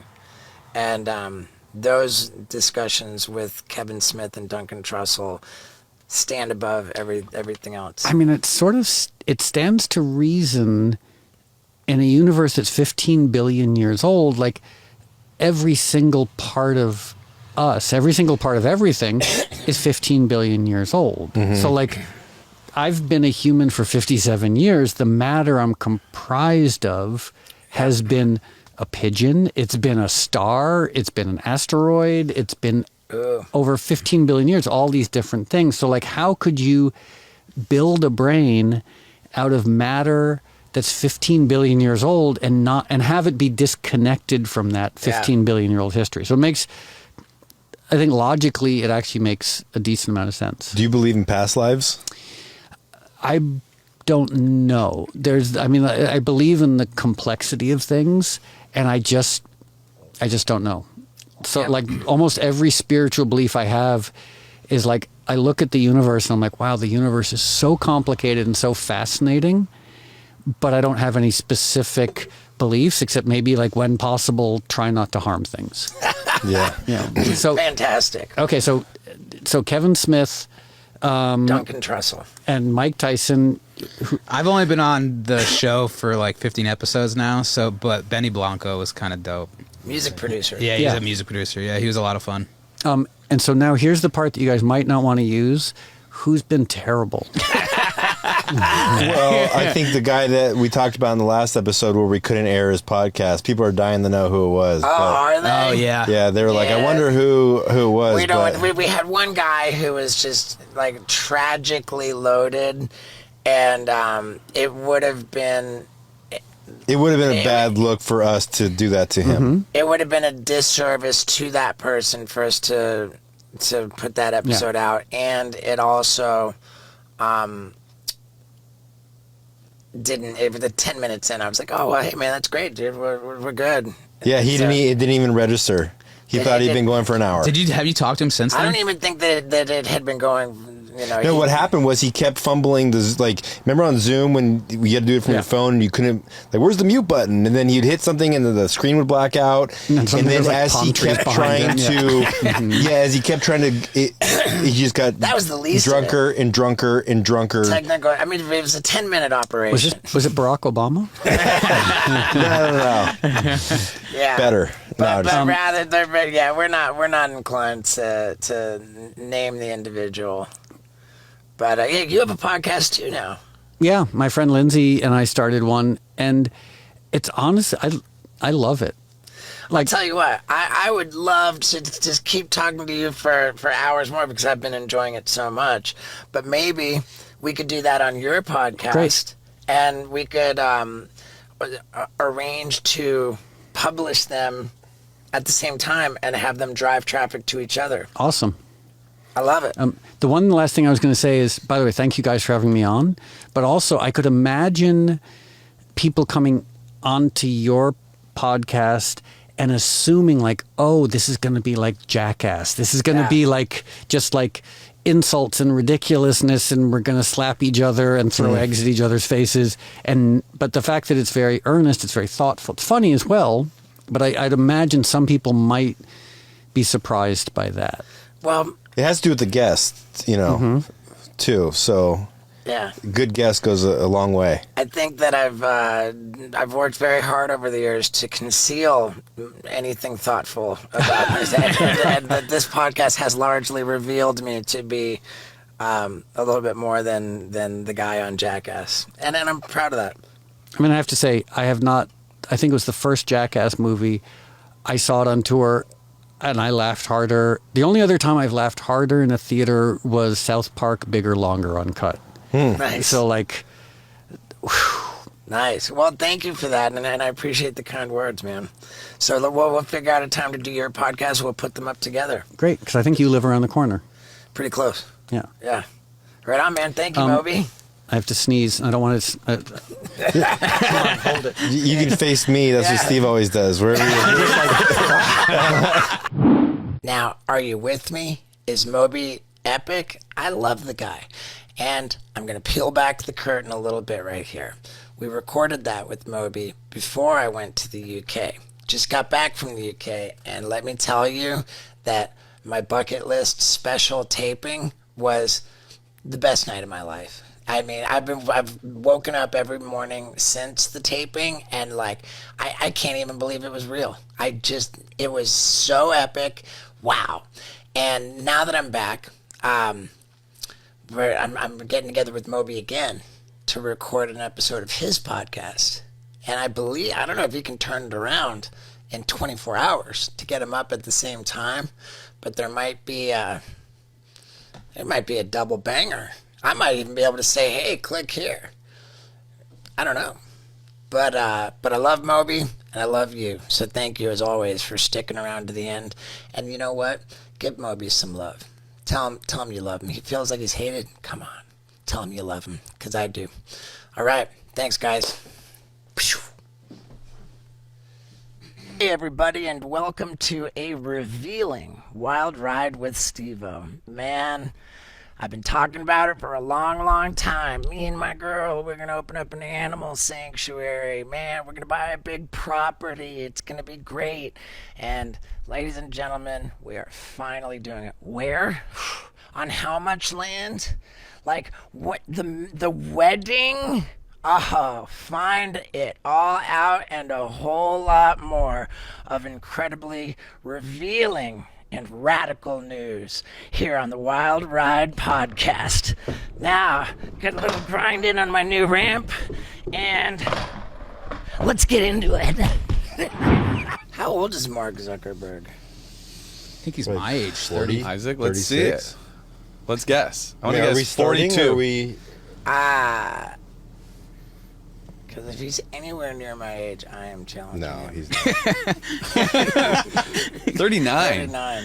You think Wow. you think you can? How old is Elon Musk? 47. 46. No, 49. How old was Zuckerberg when he 52. became a billionaire? Why are they even talking about Elon Musk fighting when he's 52 years old? Okay. I think, yeah. I don't want swear words that close to the top. So here we go. We're gonna start up right here. Ladies and gentlemen, me and Scott Randolph, Paul Brisky, Skinny Vinny, Yeah, dudes. with Isaac manning the computer for relevant information. That's right. Just let us know that Mark Zuckerberg is 39 years old and Elon Musk is 52.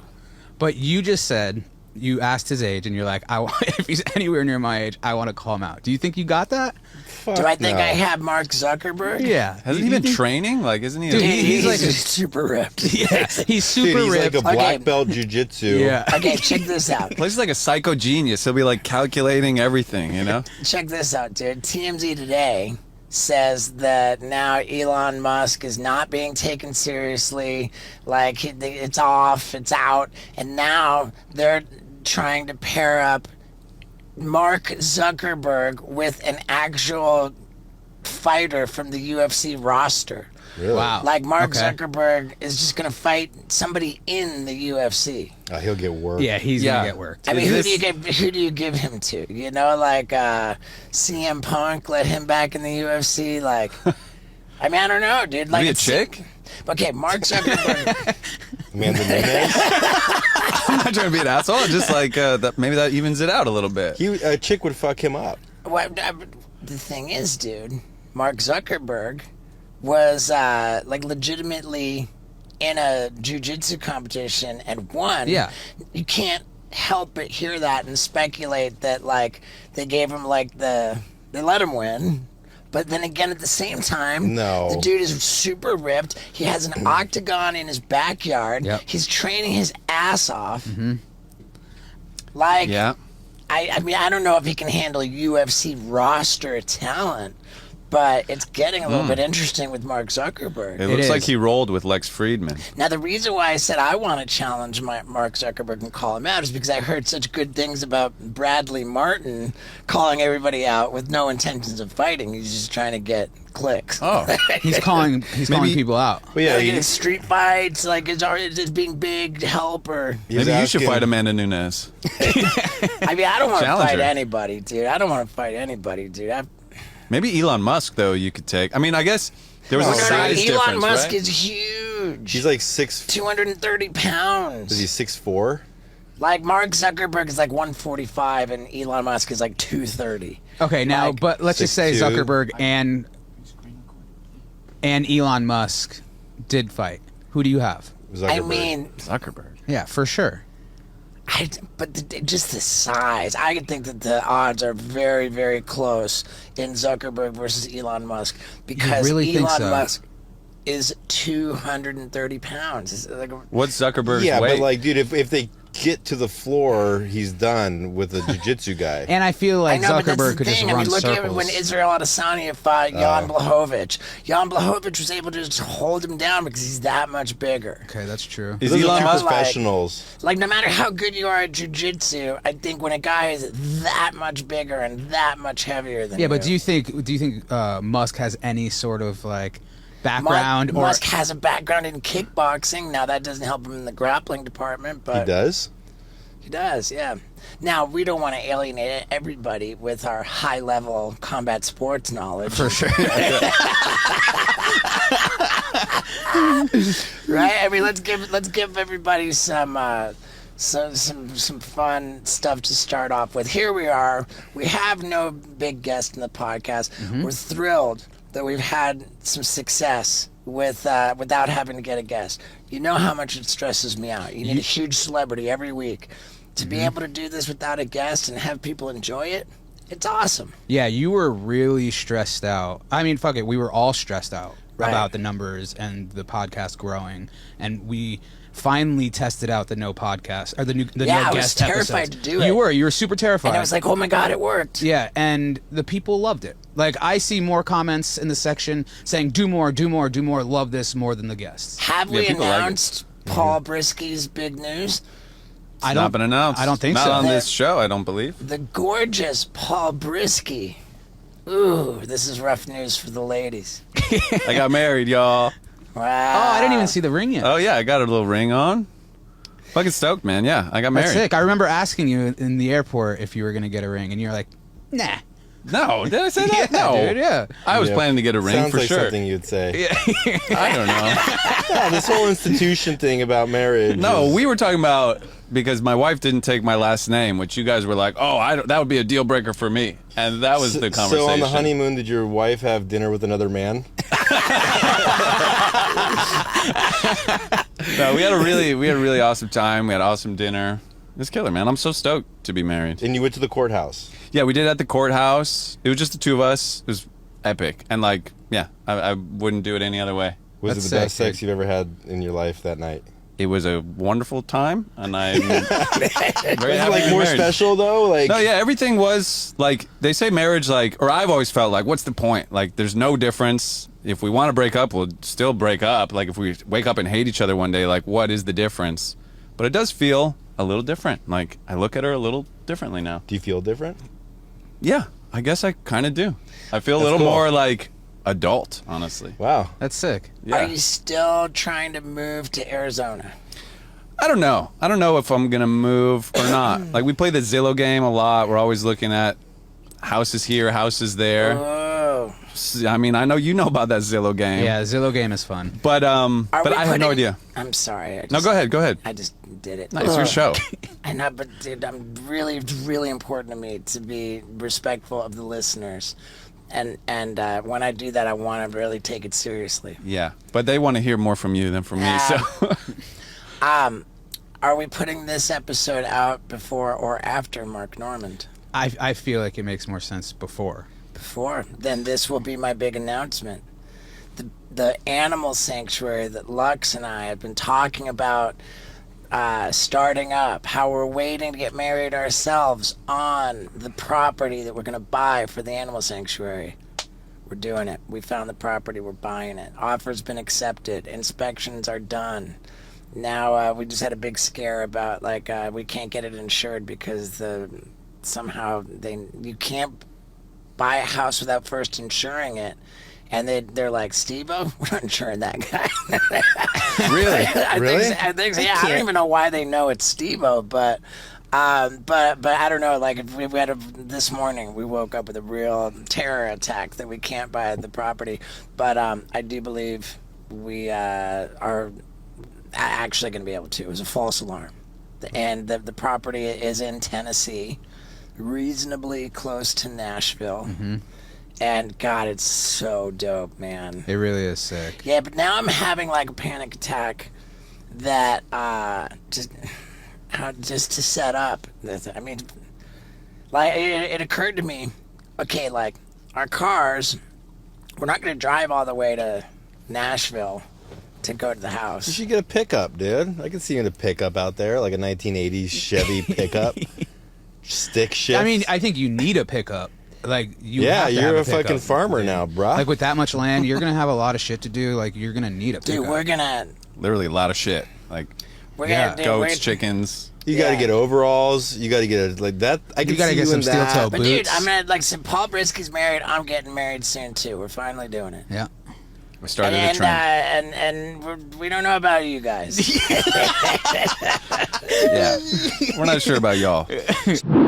Now, whether you're getting married or not, you need to not be disgusting. Your bed cannot be disgusting. That's why you need Miracle Made. These are bed sheets that are infused with silver, which makes them temperature controlled. Never too cold, never too hot. Plus, this science, which was inspired by NASA, is responsible for making sure that these sheets do not collect bacteria. Like 99.9% of bacteria doesn't stand a chance, so your sheets are not gross. Now, get a load of this. The listeners of the Wild Ride podcast, if you go to trymiracle.com/Stevo, you get a free 3-piece towel set, plus more than 40% off your order. My God. And on top of that, it's a 30-day risk-free money-back guarantee. Ladies and gentlemen, this might be the best one of all. Go to trymiracle.com/Stevo. Now let's get back to it. So what does that mean? Like, are you going to stay there most of the time? Like, what do you plan on going down with, like... I don't mind being completely candid about the fact that I'm considering spending the required minimum of 6 months and 1 day in Tennessee to qualify as a Tennessee state resident and not pay state income tax. Mm-hmm. Same reason Joe Rogan moved to Texas. They don't have state income tax. Tennessee is exactly that way. Mm-hmm. No state income tax. So then that means, like, and by the way, if you're on tour, doesn't count. Like, if you're not physically in Tennessee for that 6 months and 1 day, then you're out of luck. So being on tour doesn't count. So I would have to take, like, my schedule and really, really meticulously say, okay, I can spend 4 months of the year on tour, then less than 2 months of the year in LA, and a full 6 months and 1 day minimum in Tennessee, and then I qualify. And this is every year, right? I mean, any year that I want to qualify for a Tennessee state residency. For sure. But what if Tennessee was your only residency, your only residence, and you were someone who toured more than 6 months out of the year? Does that person pay state tax somewhere? Like, how does that work? That's what's Rogan having to do if he were to be touring over 6 months? That becomes more of a tax attorney question. Okay. You know, like, being that I'm a California state resident, like, otherwise, You know, like I would say they would just default me back to California. Yeah. You know, at least. Yeah, like, yeah, okay. and if It's I because got, you're going to have 2 residences. Right. And I don't know, and I don't want to bore the listeners with this either. It's just pretty interesting. It's huge life stuff. Sure. For It's sure. exciting, It's a huge dude. life decision, man. Yeah, Like, it's a huge life decision. Sick. Yeah. And if I'm honest, I don't know that I want to spend that much time in Tennessee right now. Like, what I want is to just start setting up that property. I'm dying to get, registered, like, animal sanctuary organization as a full-on, like, legitimate charity and nonprofit, which is legally known as 501c3. That way, like, we can start building, like, building it, like, attractions, pens, like, I'm kind of the Radical Ranch is what it's called. That's man. sick. Now, as far as the animal sanctuary goes, is it going to be one specific animal, or is it going to be a lot of different animals? There are, as I understand it, 43 species of farm animals which are ideal for interaction with people. Okay. I don't have any interest in exotic, like Lux No and I- elephants. Lux and I don't want any elephants, tigers, nothing exotic or weird. Yeah. What we want is farm animals that need rescuing and can interact with people, and we want it to be an attraction. I mean, I'm really leaning towards it being an attraction. So you want that- people like a line of cars coming into your house every day? I mean, Monday through Friday? it's It could be like the Kelly Slater Surf Ranch. Like it's special invite. You have like nice caravans for people to stay in. That's a good analogy. But like it's a big enough property that like we could tuck. You could keep it separate. So Isaac, no one's how many- actually going to your house. Right. Because I was going to say, like, there's going to be so many people that are going to be like, oh, fuck the animals. I How want to many go see acres is Steve-O. Kelly Right. Slater I mean, Surf like- Ranch? Yeah, let's sneak away from this Yeah. like tour and like go Fuck try and the find ducks. I Steve-O. wanna He's go around here. I want to pet yeah. Steve-O. Yeah. 20, Kelly Slater's is 20 acres. I mean, that was fucking huge. And you've So got yours more is than that. double You're that. double that. Yeah, so I've sick. got over 40. Yeah. But then also your address is just very public, which whatever. I guess it ends up that way anyway, huh? It's kind of Yeah. unavoidable. Yeah. I mean, it's a nonprofit. It's public. Yeah. Financials are public now. I mean, we'll see what happens, man. But I know that this is what we want, is to have the animal sanctuary. I really want it to be able to sustain itself with like revenue streams, so that, because taking care of all these animals is not cheap, like we have to have like bed and breakfast, like skate barn, like this and that, like human hamster ball zorb, Yeah. thing. Like we got to have all this stuff that makes people want to go there and want to like bring in revenue to pay for it. Yeah. And I mean, it's epic, I don't dude. necessarily want to live there. I want to be set up there. I want to have that as the future. My dad is furious with me for pulling the trigger on this. Really? Yeah. What did he want? He wants me to wait until the real estate prices come down. And I'm not waiting for that. I'm buying at the top of the market right before the crash. Dumbest thing. So we put on there the stock market crash because I thought it was interesting that Michael Burry just shorted the market 1.6 billion. When he did the housing market crash, he shorted it like $700 million. And now, Shorted the stock market. yeah. Okay. So now he just shorted the S&P 500 1.6 billion. I mean, I believe we are really. I said this on the Oliver Tree podcast, right? Like, Yeah. I You've think said it on so. many podcasts. Yeah, you said yeah, like Great Depression level gnarliness, like on the horizon.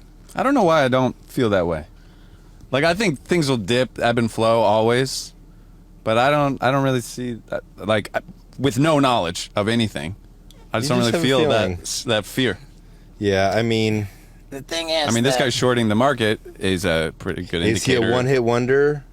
But Nay. no, he's a smart guy. He's done it a couple times. He's done it a couple times. That's the question. So things will definitely take a dip. I think he's going to make his money like on what he's trying. But does that mean that people are going to be like standing in the dust and like Well, it in does. line for milk or whatever, like all that, like super depression shit? well, you can live off the land. You have cows. You can milk and that is fucking. absolutely the motivation, as well as the animal sanctuary, is to just have. Goat burgers, cheese. burgers on deck. Yeah, you can have goat cheese and are you Yeah. gonna build crop? Are you gonna do crops Dude. too? Dying sure. to have crops. dying to grow food. Yeah, that'd be so sick. Like, Solar, dying to have the craziest solar farm. windmills. I don't know about windmills, but Tennessee's got wind. Well, there you go. That's electricity right there, I mean, it's baby. got sun. They it's have got a lot- gnarly winters too, right? Not gnarly. No. Tennessee's. It doesn't snow there, I don't think. I mean, they'll get like a couple inches, maybe. You know, but the winters are not crazy, and the summers are not crazy. Yeah. Even though the summers are kind of crazy everywhere, like Yeah. And it's humid probably too, like not as bad as Florida. Okay. Nothing compared to Florida. Yeah. But yeah. All right, so we covered the Zillow. Marriage and Zillow. Well, wait, can I say one more thing about my Sure. marriage? My wife and I have a podcast called the Elk Lodge Podcast. So go check it out. We've done 83 episodes, and we just had Yuka from the Dudesons on, and it was fucking awesome. So yeah, check it out. Elk Yeah, Lodge I Podcast. saw a few comments, actually statements saying if Paul had a podcast, I'd listen. And So now- I replied, and I sent him your Wow, stuff. thanks, Vinny. Yeah, dude. Yeah. So yeah, now you guys know I do have my own podcast, Yeah. the Elk Lodge Podcast. Attaboy. Anyway, How about we talk about the most epic skate party we had the other day? Ooh, all right. Oh, do you mean the skate party that refuses to end because I can't stop ripping? I'll tell you, since I got this ramp, I've just gotten more comfortable, learned more tricks, and when my lady watches me skate, she's just turned on to no end, and that means I gotta deliver the D. And when I deliver the D, I deliver real good, baby, because I got my Blue Chew tablets. They make getting in bed with my lady a whole lot more fun. And if you're wondering if they might make that stuff a lot more fun for you too, I think they will. I'm pretty darn sure of it. So go to bluechew.com to collect on an entire month's supply of Blue Chew tablets absolutely for free. All you got to pay is $5 for shipping. It couldn't be easier. You go to bluechew.com, you use the promo code STEVO, you consult with the medical provider right there online. Boom, like that. You're signed up. You got an entire month's supply of Blue Chew tablets completely for free. All you pay is $5 for shipping. So one more time, go to bluechew.com and use the promo code STEVO and get ready to have a lot of fun. Now, let's get back to it. It was, Definitely built a skate ramp in the backyard. yep. And it's something you've been planning for a while. Been planning it It's- for a while. they- Yeah, you know, on my Instagram stories, I said like, "Oh, since Bam personally attacked me, now I'm gonna build a ramp." That was so joking. Yeah. Like the plan to build my ramp at my house was months Yeah. before any of that even happened. And the Bam beef was just luck. But yeah, the party was sick, right? Like, who all showed up? You had I thought we were gonna have a lot more like crazy heavy hitters, like you know, people who expressed interest, but like then like actually couldn't make it. There were a bunch of them, but dude, But the guys who did come. dude, your heavy. call to invite Dalton Dern was the money call. Dude, every time I want Dalton to do everything that involves skating. He's the sickest. Dude, he's the sickest. He did a 540 on my mini ramp. Yeah, dude. I An mean, early dude. grab 540. It was so gnarly. And Garrett Jenner, unbelievable. Yep. And the legend, Jeff Rowley. Get out of here. We're all like, kind of like, look, that's Jeff Rowley. A little starstruck. Right over there. Dude, Yeah. that's Jeff Rowley. yeah. Like, I you said screwed- it to me in front of Jeff Rowley. You're like, he like did like a trick, and you're like, that's Jeff Rowley. I mean, dude, I screwed up and said, dude, I've gone through countless pairs of your shoes. I'm like, why did I say that? Yeah, I think we all have. Isaac, you said like 25 pairs or Best something? shoes ever. Yeah, and they he were always so had sick. like killer vegan ones too. Have you guys ever met before that? I don't think so. That was the first time you guys The met. nicest guy in the world. So what, you just So charming. cold called him? Cold DM'd? He had reached out to me because he owns like a company that makes knives. Okay. And he does like skateboard manufacturing. Like if we need boards. Really? Like, What kind of and what kind of knives does he have? He has like a knife company for Yeah, cooking. God, I forget the name of his knife company. But Next time you're feeling stabby, think of Jeff Rowley. I want a Jeff Rowley knife. Yeah, dude, yeah. me too. Jeff. Oh, like a little work Like, knife. what are they, called pocket knives? Silverware. There Dude, we he was go. so nice though. Like, this is a small thing, but like when he left, he's like, he said goodbye personally to every single person Yeah. there, which is like one of those little things, but like everyone got to leave being like, cool. Like I connected with. No one felt like, oh, I was invisible to Jeff Rowley. Right. Like he was so cool to say goodbye to every single person. Yeah. And not even like in a like I'm a big shot kind of way. He just was really kind. Yeah, Those are kind of he really was. nice. Yeah. Yeah, these are pretty dope. Jeff Rowley. Civil Wear. Jeff Rowley's knife company. Oh, I get it. It is it.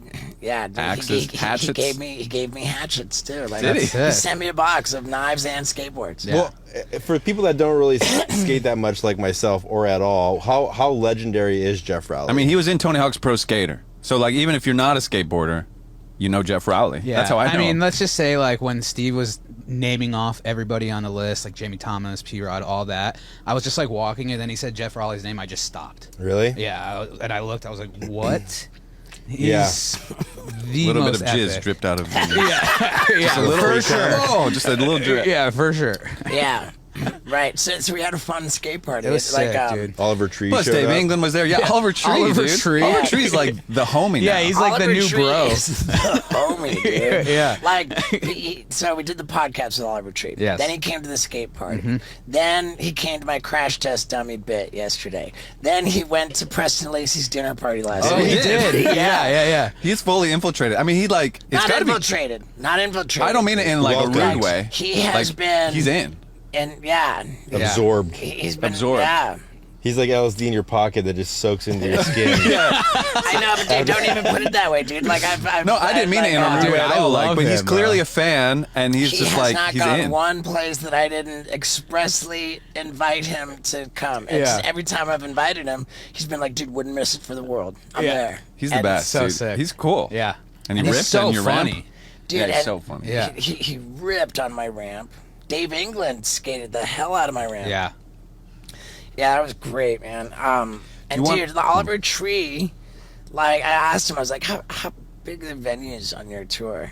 And he's like, like 5,000. He's like, but we do like 2 shows a night.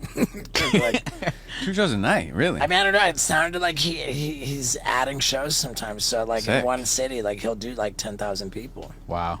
yeah, I mean, he's pretty big. Yeah. Like, and we were checking his music out. We were jamming it in the car. We were jamming. I haven't stopped listening to it Nice. since we had him, dude. It's kind of like It Blink really grew- 182, it really grew on like me, yeah. electronic though. It's cool. Yeah. You mentioned your crash test dummy thing, which we don't have to talk about too much. Right. My but neck you do is have messed a. up. I got a tattoo on my head right now. My head is like Bic shaven, like as close as you can get it. I've got this yarmulke tattoo. It's like literally the crash test dummy logo on give- top of my head, and it's just yeah. And my neck is feeling like awfully messed up because here I've gotten myself in this situation where I gotta crash all the time now. Like Well, they the first crash has messed up my neck. For I don't know. I'm guessing the next few days, maybe a week. Like Yeah. if I gotta turn my head, I'm like turning my whole body. is it true that whiplash gets worse the next day after it happens? I'm not gonna go that far. It's about the same. Yeah. But I was so excited about the ramp. I came home from Whiplash. Yeah, skated it the went ramp. right to shredding. Went right to skate. Then I went out to Preston Lacey's birthday dinner, and came back and skated again. How was the birthday dinner? I was just skating right now. I'm like, oh, dude, I gotta do the podcast. Yeah, how was the birthday dinner? Was it all of you guys? Like, who was there? Dude, it was like the most random little like strip mall like Armenian chicken joint. Like I have no idea what made Preston want to choose that, but we had Wee Man out,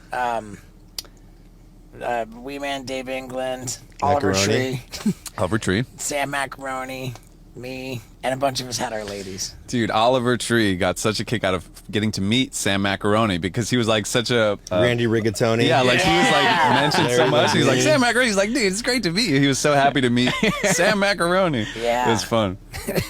He totally made up. What is it? Randy Rigatoni. Nobody Yeah. knows. Man, that Oliver Tree is really something. A creative guy. And you know what else he's creative about? His facial hair, man. Got that mustache kicking, and other than that, totally clean shaven. Now, if you want to be totally clean shaven, then you better get on over to harrys.com and use the /Stevo after that. Why? Because they got the 5-blade razors, best ones in the world, the weighted ergonomic craft handle, plus the travel case to protect the blade and the foaming shave gel. All of that put together is the craft handle kits, and it is a $17 value, but it can be yours for just $10 if you go to harrys.com/Stevo. This is how I shave. It's the only way I shave, and it's what I love.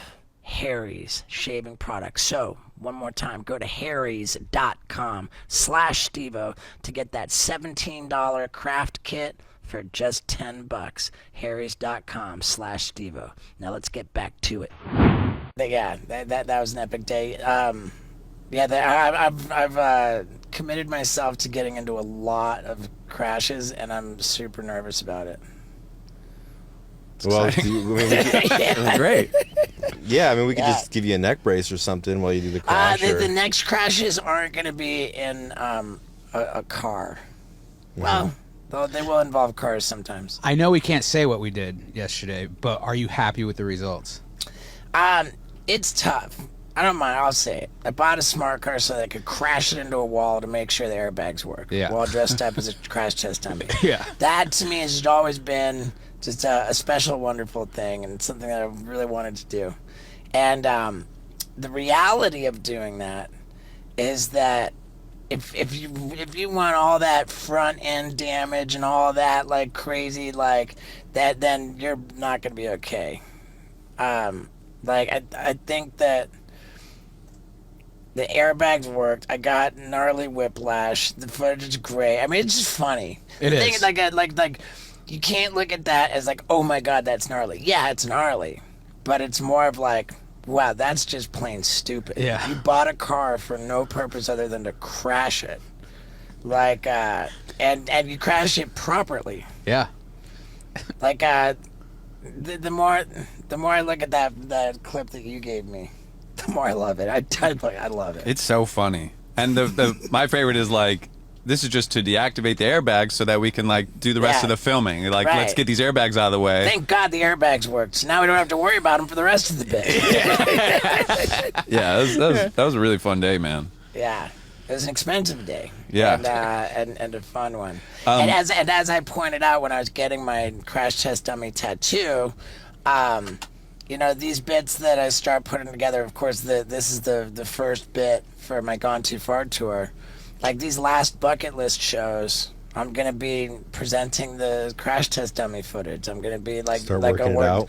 I'm gonna Oh, yeah. start working out bits for the next tour. So, like these final shows of the bucket list are what do you call it? Like kind of hybrid. Yeah. Kind of hybrid. So you're gonna get extra stuff, new stuff. It's dope. Yeah. And the dates begin September 1st through September 17th. Okay. I've got some editing to do. Yeah. All right, we're going to Yes, get you that do. going. So, dude, this feels fun. This feels fun. I was all stressed out. I love doing these, honestly. Me too. Well, it's the only ones I do, so maybe that's, but like, they're so fun. What were you stressed out about? I mean, I think just like everything and like buying the property in Tennessee. Well, dude, it's the biggest. It's like top 5 biggest decisions of your life, and Right. You're getting married. That's another one. Buying a house. The other ones are like, I'm doing them all in one go. you're doing them all in one go. Like right when I'm about to like shut down touring, Yeah. like revenue. But you were stoked. Like the Oh my God, I love 20 it. minute before that, and then you came in and you were like, I don't know. Like my manager Adam called up before, and then "That's all you have like to that. say." I love you. I'm just kidding. When you bought the property, was that like a 1, 2, 3 go kind of thing? No, or is I that just knew it. Like we visited the property, and I was just like, dude, all right. Like How many did you visit before that? we did 6 In one day? We physically Whoa. visited 6 properties in one day, and I was just like, none of them. This is it. Like, Yeah. Yeah. When you know, you know. And then what was it about this Not- place that not you're what like, was oh, in that's the it? the way that the property's all spread out with like dense woods that create different fields. Like you've got Ooh. very distinct different fields like that open up, and the woods like again are dense, but there's like a properly like wide enough maybe to drive a car, maybe not a car, but certainly we went on one of those Golf cart? side by side, yeah, golf cart for sure. Like this trail goes through the dense woods in a 1 mile loop around the whole property. Like we met the owner and he's like, yeah, dude, I go around that loop twice every morning. It's so that's sick. great. Yeah. Yeah, like the guy built the house himself, Wow. and he's like super connected and What year did he build it? 2017. Oh, so it's pretty new. Man, dude, all the internet sleuths are already on it. They're looking at it on Zillow right now. Like it's a 3-bedroom, 2.5 bath. It's got a fucking 1 mile exact loop with the dance field as you drive up. Put the pieces together. Yeah. It's a beautiful house, though. It's really awesome. Yeah, I mean, I really hope to have a career for a good while to come, so that we can just keep building. I think that's the main thing stressing me out. Is just like to build and build. Like, I mean, just what it cost to put this ramp in the back of the house, you know, because we had to build the deck and then It adds up Yeah. quick. it adds up quick, man. When you have building going on all the time, like Yeah. it's just money flying out the door. And so Yeah, I'm building at my place too, and I'm just like, they quote you on a price and they're over, and you're just like, and you can't do anything about it. right. It's fucking, it's becoming an adult. Yeah, there you go. Yeah. Yeah, that's sort of a classic move with like construction. Like I know people work in construction, and like you always try to make a bid, to get the job, but everyone's underbidding because once you have it, same with like selling a movie. Like you give them like a low budget, and then once you're in, you're like, we're going over budget. Like, Yeah. and they sort of at that point they're like, fuck, we're already in this deep. Depends on who you are. For a lot of movie directors, you go over budget. That's You're like a black fucking mark on your fired. record. And then, All right, well, at least for the construction. All right, Yeah. hey, well, if this comes out Thursday, we have UFC 292 coming out. Do you have any predictions for Oh, that? dude, check this out. Pull up the card. Let's see who's on it. Yeah, Isaac, you've been looking up a lot of shit today. Great job. I mean, dude, you got Sean O'Malley and Aljamain Okay. Sterling. You Oh, got- that's exciting. That's the main event. You've got Zhang Wei Li against Amanda Lemos for the co-main. All right, the main card. So who Who's do you your got prediction? Neil between Magny Sugar and Sean Ian and Gary. Aljamain? Dude, it's a great card. It's a great card. I like Aljo. I saw Aljo in Tennessee because Lex and I chose to look at properties in Nashville, like strictly because there was a big UFC event in Nashville. They had a fight night, so like I called up Dana White's office and I was like, hey, and Aljo was there. And Aljo still gets a tough time, man. Aljamain Sterling. The reason why he gets a tough time is because he became the bantamweight champion on an illegal strike. It was an illegal knee, so the champion got disqualified. The champion was Peter Yan. And so people thought it's the first time ever somebody became a champion without winning. They just took an illegal strike. And that wouldn't have been controversial, but what happened was Aljo says, I don't even want this belt because I didn't earn it, and everyone kind of thought, oh, like that's, there's a real integrity in that. And then the next thing you know, it's like he's just like, holding up the belt everywhere to posing with pictures. And there's nothing wrong with that. There's nothing wrong with that. But there were a lot of people that looked at it and thought, ooh, he said one thing, he did another. And then the more that people were hating on that, then he like leaned into it and he just started trolling with it. And he kind of turned a lot of people against him. So now he's in this position where, like, when they show him on the screen at the events, like, a lot of people are booing him. But, dude, at this point, the guy has defended the belt And he worked him. Dude, like, I mean, Aljo, and I heard people give him some booze, and I ran over, and I ran Really? I ran over to Aljo, and I Oh, said, to Aljo. Okay. You ran over to the people like you dare. no. Like, I ran over to Aljamain Sterling, and I was like, dude, I respect you, man. You know, like, I don't want to hear him getting booed. The guy who gave him the illegal knee, Piotr Jan. Like, Aljo came back and beat him. Legit. Defended his belt against that guy. So there you go. Like, leave him alone. Then he beat everybody else that he's fought. He's defended it over and over and over again. And he's a huge favorite against Sean O'Malley. Oh, really? Yeah, Is Sean undefeated? Sean O'Malley will tell you he's undefeated. But there was one, like, contestable loss? maybe 2. Nah, Well, his foot, and then the last one well, where his he... record is, what, like 16, 17, and 1. He'll tell you that he didn't lose to Chito Vera, but come on. Okay. You know. Come on. How do you think... And I love Sean O'Malley. I love both these guys, so I don't want either one to lose. But if you had to put money Aljamain's on- going to beat him I mean, with dude, jiu-jitsu. all Joe's a 3-1 favorite. So there you go. I'll tell you exactly who's going to win this whole card. Marlon Barrow's going to win because he's the Black Shear's going to win because his name's sick.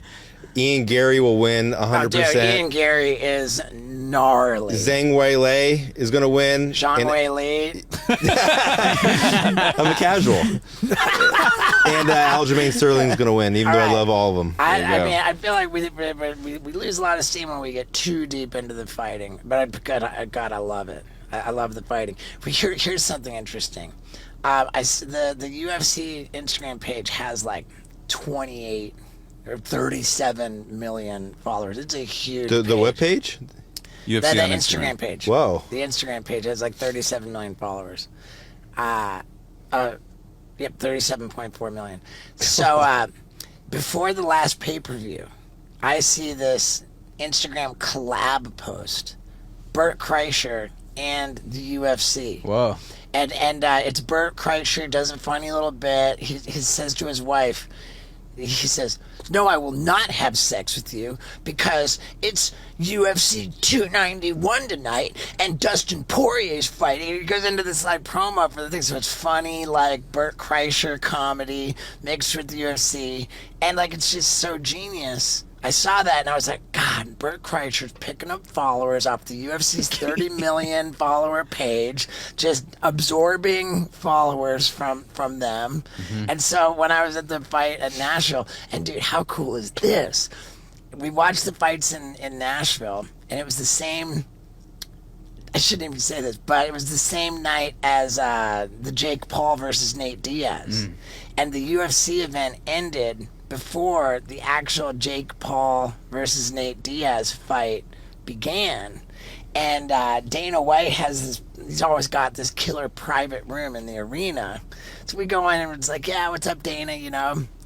Hanging out in Dana White's private room, and lo and behold, Dana's got a huge TV, and now Nate Diaz and fucking Jake Paul are walking out for their boxing. So we sat down and watched the fights with Dana. We watched Jake Paul versus Nate Diaz with Dana White, and watching fights with Dana is so much fun. What'd you think of that fight, the Paul and Diaz fight? I wasn't mad at it. I think that the consensus is completely right that Nate Diaz wins even when he loses. For sure. There's nothing. There's absolutely nothing about that tarnishes Nate Diaz's legacy. Mm-hmm. He got the bag, and he did not. 20 million. Is that what it was? 20 million? That's off the pay-per-views. That's what he made. That's amazing. And so it was like a decision. Is it confirmed that he got 20 million? I think the next day I remember reading that. He didn't get knocked out, though, right? It was just a decision. Like in the end, It they was like a decision, scorecard yeah. or whatever. I mean, but you could totally tell that he wasn't really. He didn't care. He didn't care. He wasn't trying. He didn't care. He he kind of clowned him in the ring. Yeah, he was trolling him hard. He made it fun to watch. Yeah. Like, I mean, look at who else Jake Paul fought. Ben Askren. Knocked Ben Askren out cold. Like that. I love Ben Askren. But that's... and Tyson Woodley? Tyron Woodley. Or Tyron Woodley. Tyron Woodley knocked out cold. Like, I would say that Ben Askren the way he got knocked out by Jorge Masvidal with that 5-second fastest UFC knockout of all time was like really like, you know, that like that's gonna be the thing that looms over Ben Askren as like, Yeah, but more than the Jake Paul. more so than the Jake Paul knocking him Yeah. out. What's your thoughts on Jake Paul going to the UFC to fight? He Or would be going to the UFC, going to the PFL. Yeah, to fight Diaz. And he's gonna get worked. Yeah. Will that happen? I don't know. I mean, dude, Big age difference there, though. I'll tell you one thing that I No, but think he's gonna get fucking Merc Daddy, dude. By Nate Merc Diaz? Wahlberg. Merc Wahlberg. In fucking PFL. By Nate Diaz? In like a straight MMA fight. Yeah, He's in an gonna MMA fucking fight. Get I don't know, man. 1,000%. I'm like I the mean, least expert probably in here, but No, I don't know. I Jake don't Paul's know a either. strong, young guy who trains a it lot. doesn't matter. Paul brothers have wrestling backgrounds. Yes. Don't forget that. Yes. So it's not guaranteed what's going to happen. I'm not betting that there's going to be an MMA fight for Jake Paul, but I know that he did a deal with the PFL to make it possible. So we'll see what happens. So was it hard for Dana to watch Nate Diaz lose to Jake Paul? Because Dana White hates Jake Paul. I think he always said like, well, if he would fight one of my fighters, he would for sure lose. Like, was there any reaction from Dana White? I don't. I think he's just interested. You Yeah. know, I think he's just interested. I don't think it's controversial that Dana White watched that fight. I think like Big Whip. Yeah. You know, Sure, it's and, his industry. Like he would be yeah. paying attention to everything going on. It's interesting. He watched it. There was no shit talking, like from Dana to Jake. No, I didn't know. I think it was just like, well, me seeing like, yeah, well, here's this kid is 26. He's fighting a guy who's almost 40. He's like, you know, like, Yeah. I mean, like nothing like that's not just obvious and Yeah. you know, normal. There wasn't any like real vitriol or anything like that. He wasn't like super invested in being hateful. It was interesting. It was super interesting. And the only reason I brought it up is because Dana White's social media guy Eric was right there. As soon as I saw Eric, I was like, dude, I saw that Burt and UFC collab. Dude, I gotta get in on that.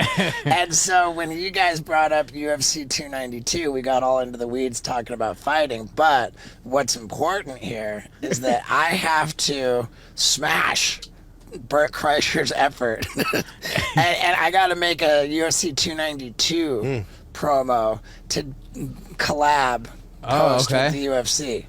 So they gave you the green light. Yeah, for sure. Oh, sick. And Bert did it on 291. I'm doing it on 292. Oh, that's All right. sick. Yeah, 3, 4, or 5 days. So, Oh, it's got to go up. Before Saturday, right? Well, yeah, he said yeah, you have Wednesday. 3 days. Oh, shoot. Wednesday's tomorrow. Oh, damn. Thank God we had this conversation. I got to come up with a great idea quick. I have to smash Bert's effort. maybe. All right.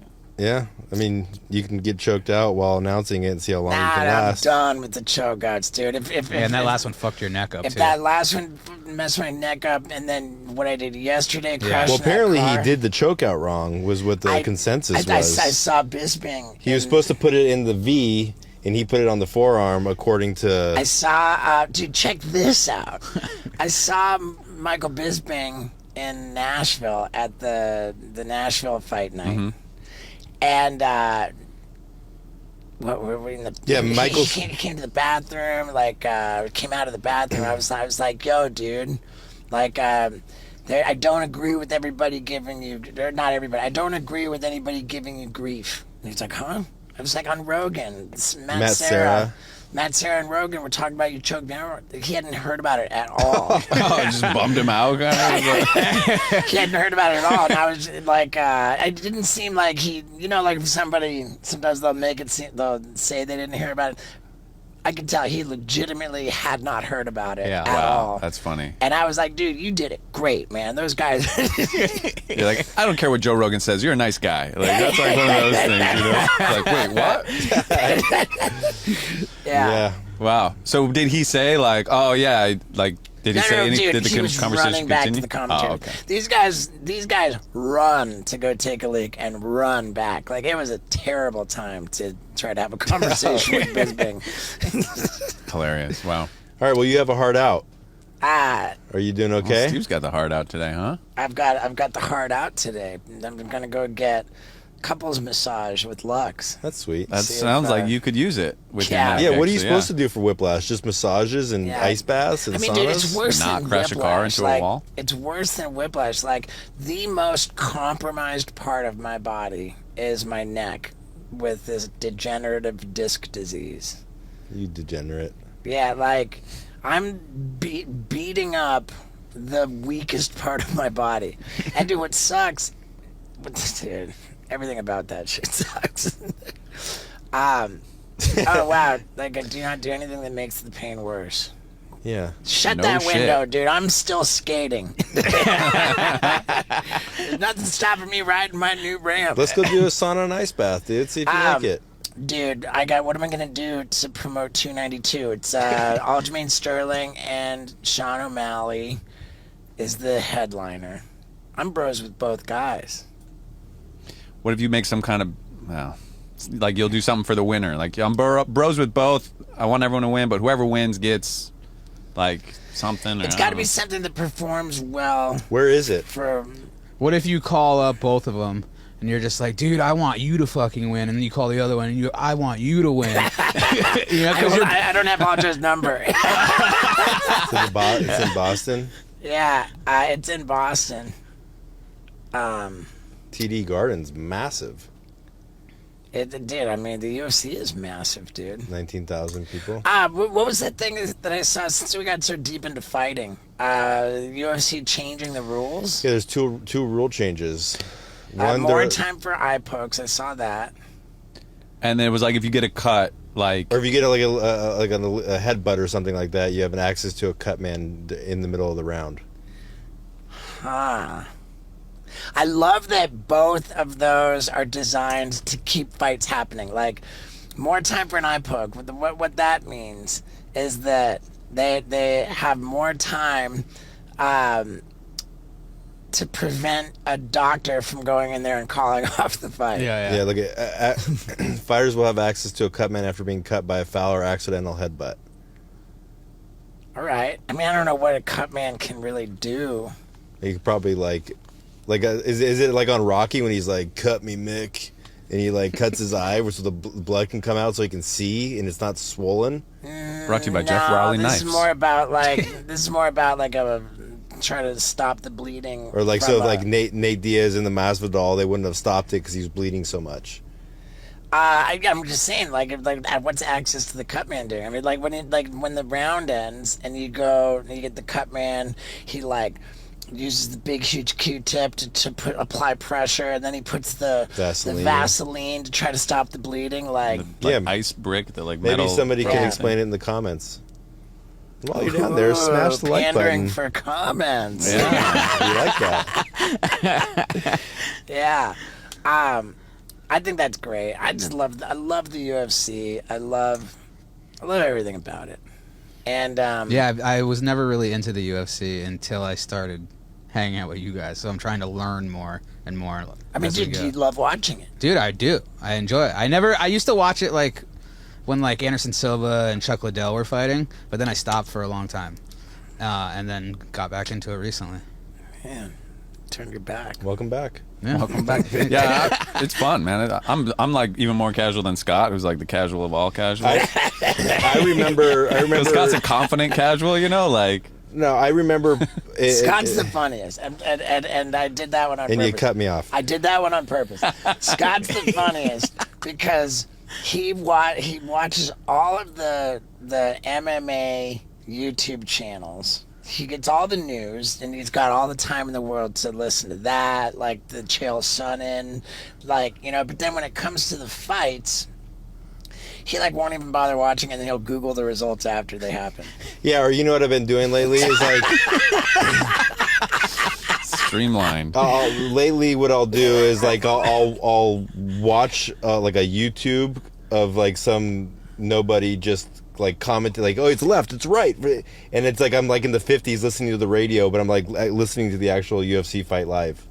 So you listen to the UFC fights on the radio? On YouTube. They're commentating. They don't show it on the screen. Oh, you're watching the Fight Companion. No. I'm watching like actual guys that are like, okay, it's left from Diaz, it's right from, it's there. You'd prefer that? Yeah, kind of.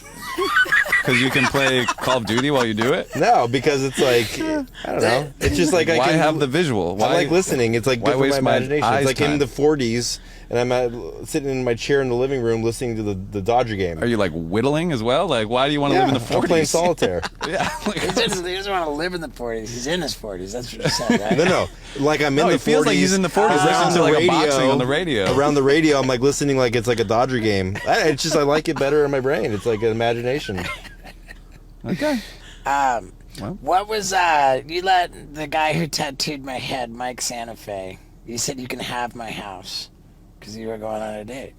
Yeah, I went on a date. Did you convert? Points on the board? We watched the What radio program did you listen to? on that. He's like, Did it? Watch. yeah. I thought my voice went lower, but maybe I'm just on on my head. Netflix and chill over Yeah, there. it was a nice night. We watched there was a meteor shower that was out. Oh wow! So Yeah. did you shower this person? It was a pleasant evening. That's all I have to say about that. All right, Shower good man. was Well, hey meatier guys. than most. I think that the title for this one is the big news. You know, like the big news about like I don't know. I mean, Well, The big news. Big I mean, news there is you go. Paul, your house, Vinny. I'm actually getting married. Like I've been engaged for well over 5 years, and now I'm actually gonna get married. Right. We don't have a date, but we've got the property, and that's what we were waiting for. You got the property. So the big you're getting announcement is that married. you're still engaged. Yeah. That you're still planning to get married. Not that Paul got married. Big news, guys. Still gonna plan to get married sometime, somewhere. Well, we know where now. Yeah, that's good. That's huge. Congratulations. It's a big step. Okay. Yeah. Okay, everybody. I love you. Thank you.